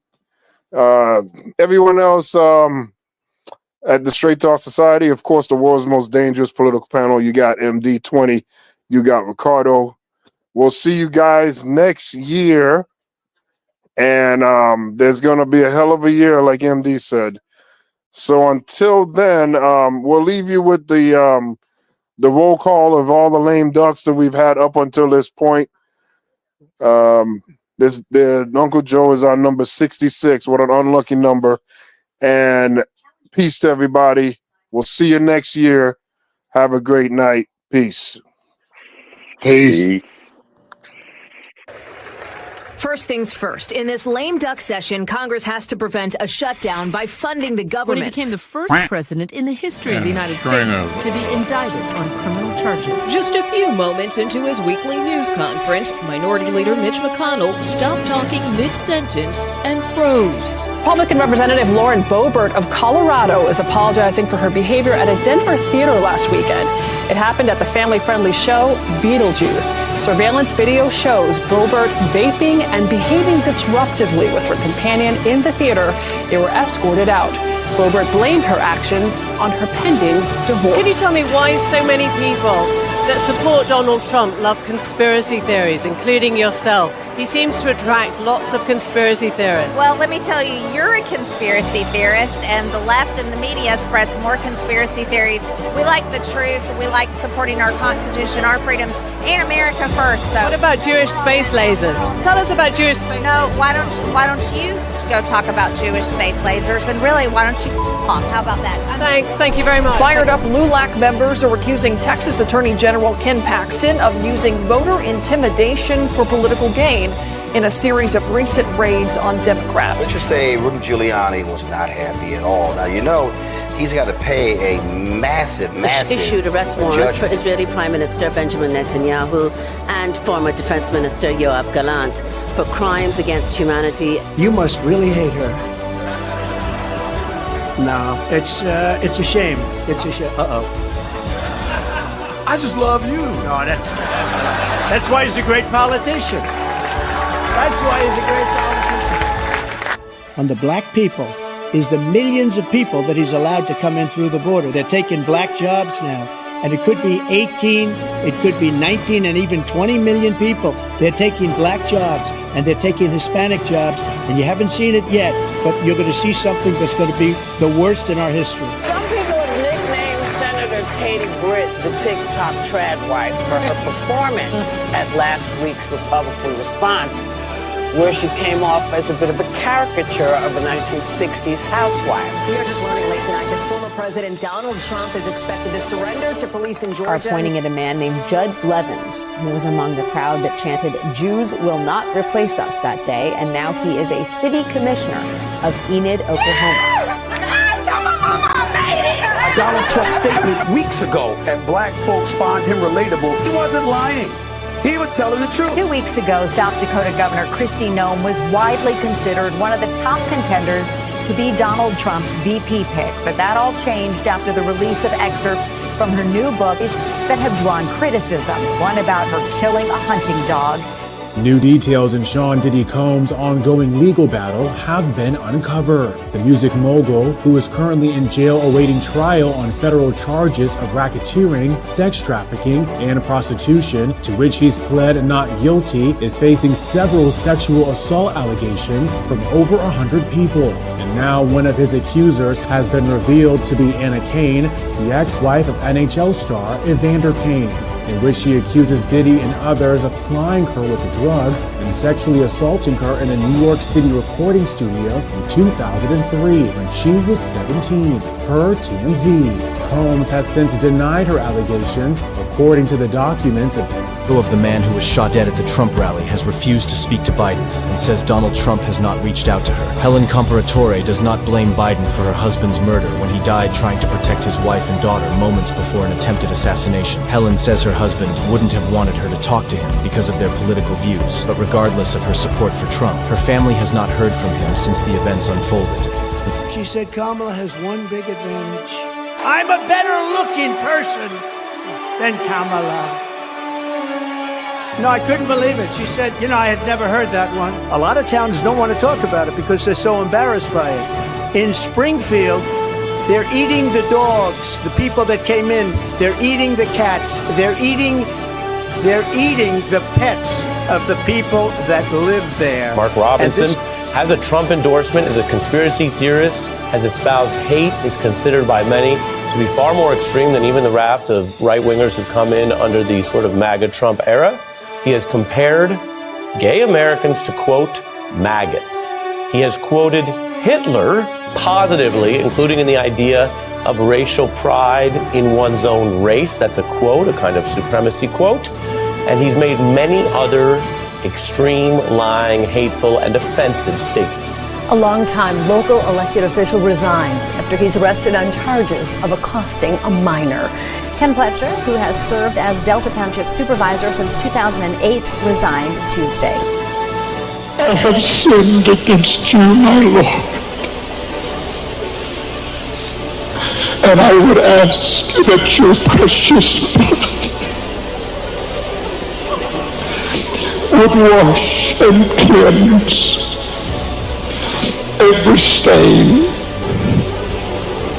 until it is in the seas of God's forgetfulness. Thank you. Thank you.